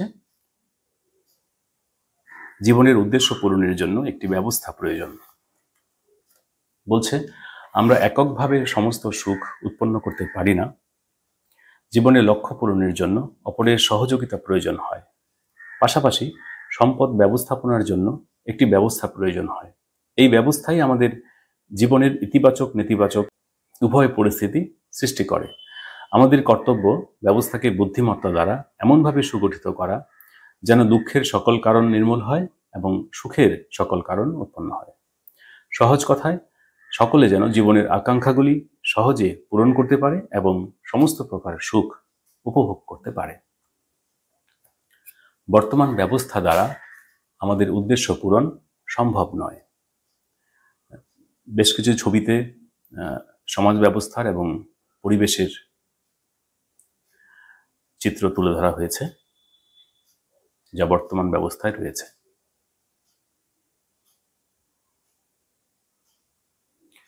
আমরা জীবনকে পুরোপুরি উপভোগ করতে ব্যর্থ হচ্ছি, কারণ অপর্যাপ্ত ব্যবস্থা আমাদের প্রতিদ্বন্দ্বী করে তুলেছে। মানুষ যে অভিজ্ঞতা অর্জন করতে চায় না তা করতে বাধ্য হচ্ছে, যা চায় তা করতে পারছে না। মানুষ দৈনন্দিন জীবনে যা দেখতে চায় না সেসব দেখতে বাধ্য হচ্ছে। একটি সঠিক এবং উন্নত ব্যবস্থার যে অভাব রয়েছে তা আমাদের দৈনন্দিন জীবনের ফলাফল থেকে স্পষ্ট বোঝা যাচ্ছে। একটি পরিকল্পিত আর্থ-সামাজিক রাজনৈতিক ব্যবস্থার অভাব আমাদের দুর্দশা এবং দ্বন্দ্বের কারণ। সকলকে ধন্যবাদ। আমাদের সঙ্গে থাকুন, আমাদের ইউএলএম বাংলা চ্যানেলের ভিডিওগুলি দেখুন। যদি ভালো লাগে লাইক, সাবস্ক্রাইব, কমেন্ট করতে ভুলবেন না এবং অবশ্যই অন্যদের শেয়ার করবেন। ধন্যবাদ।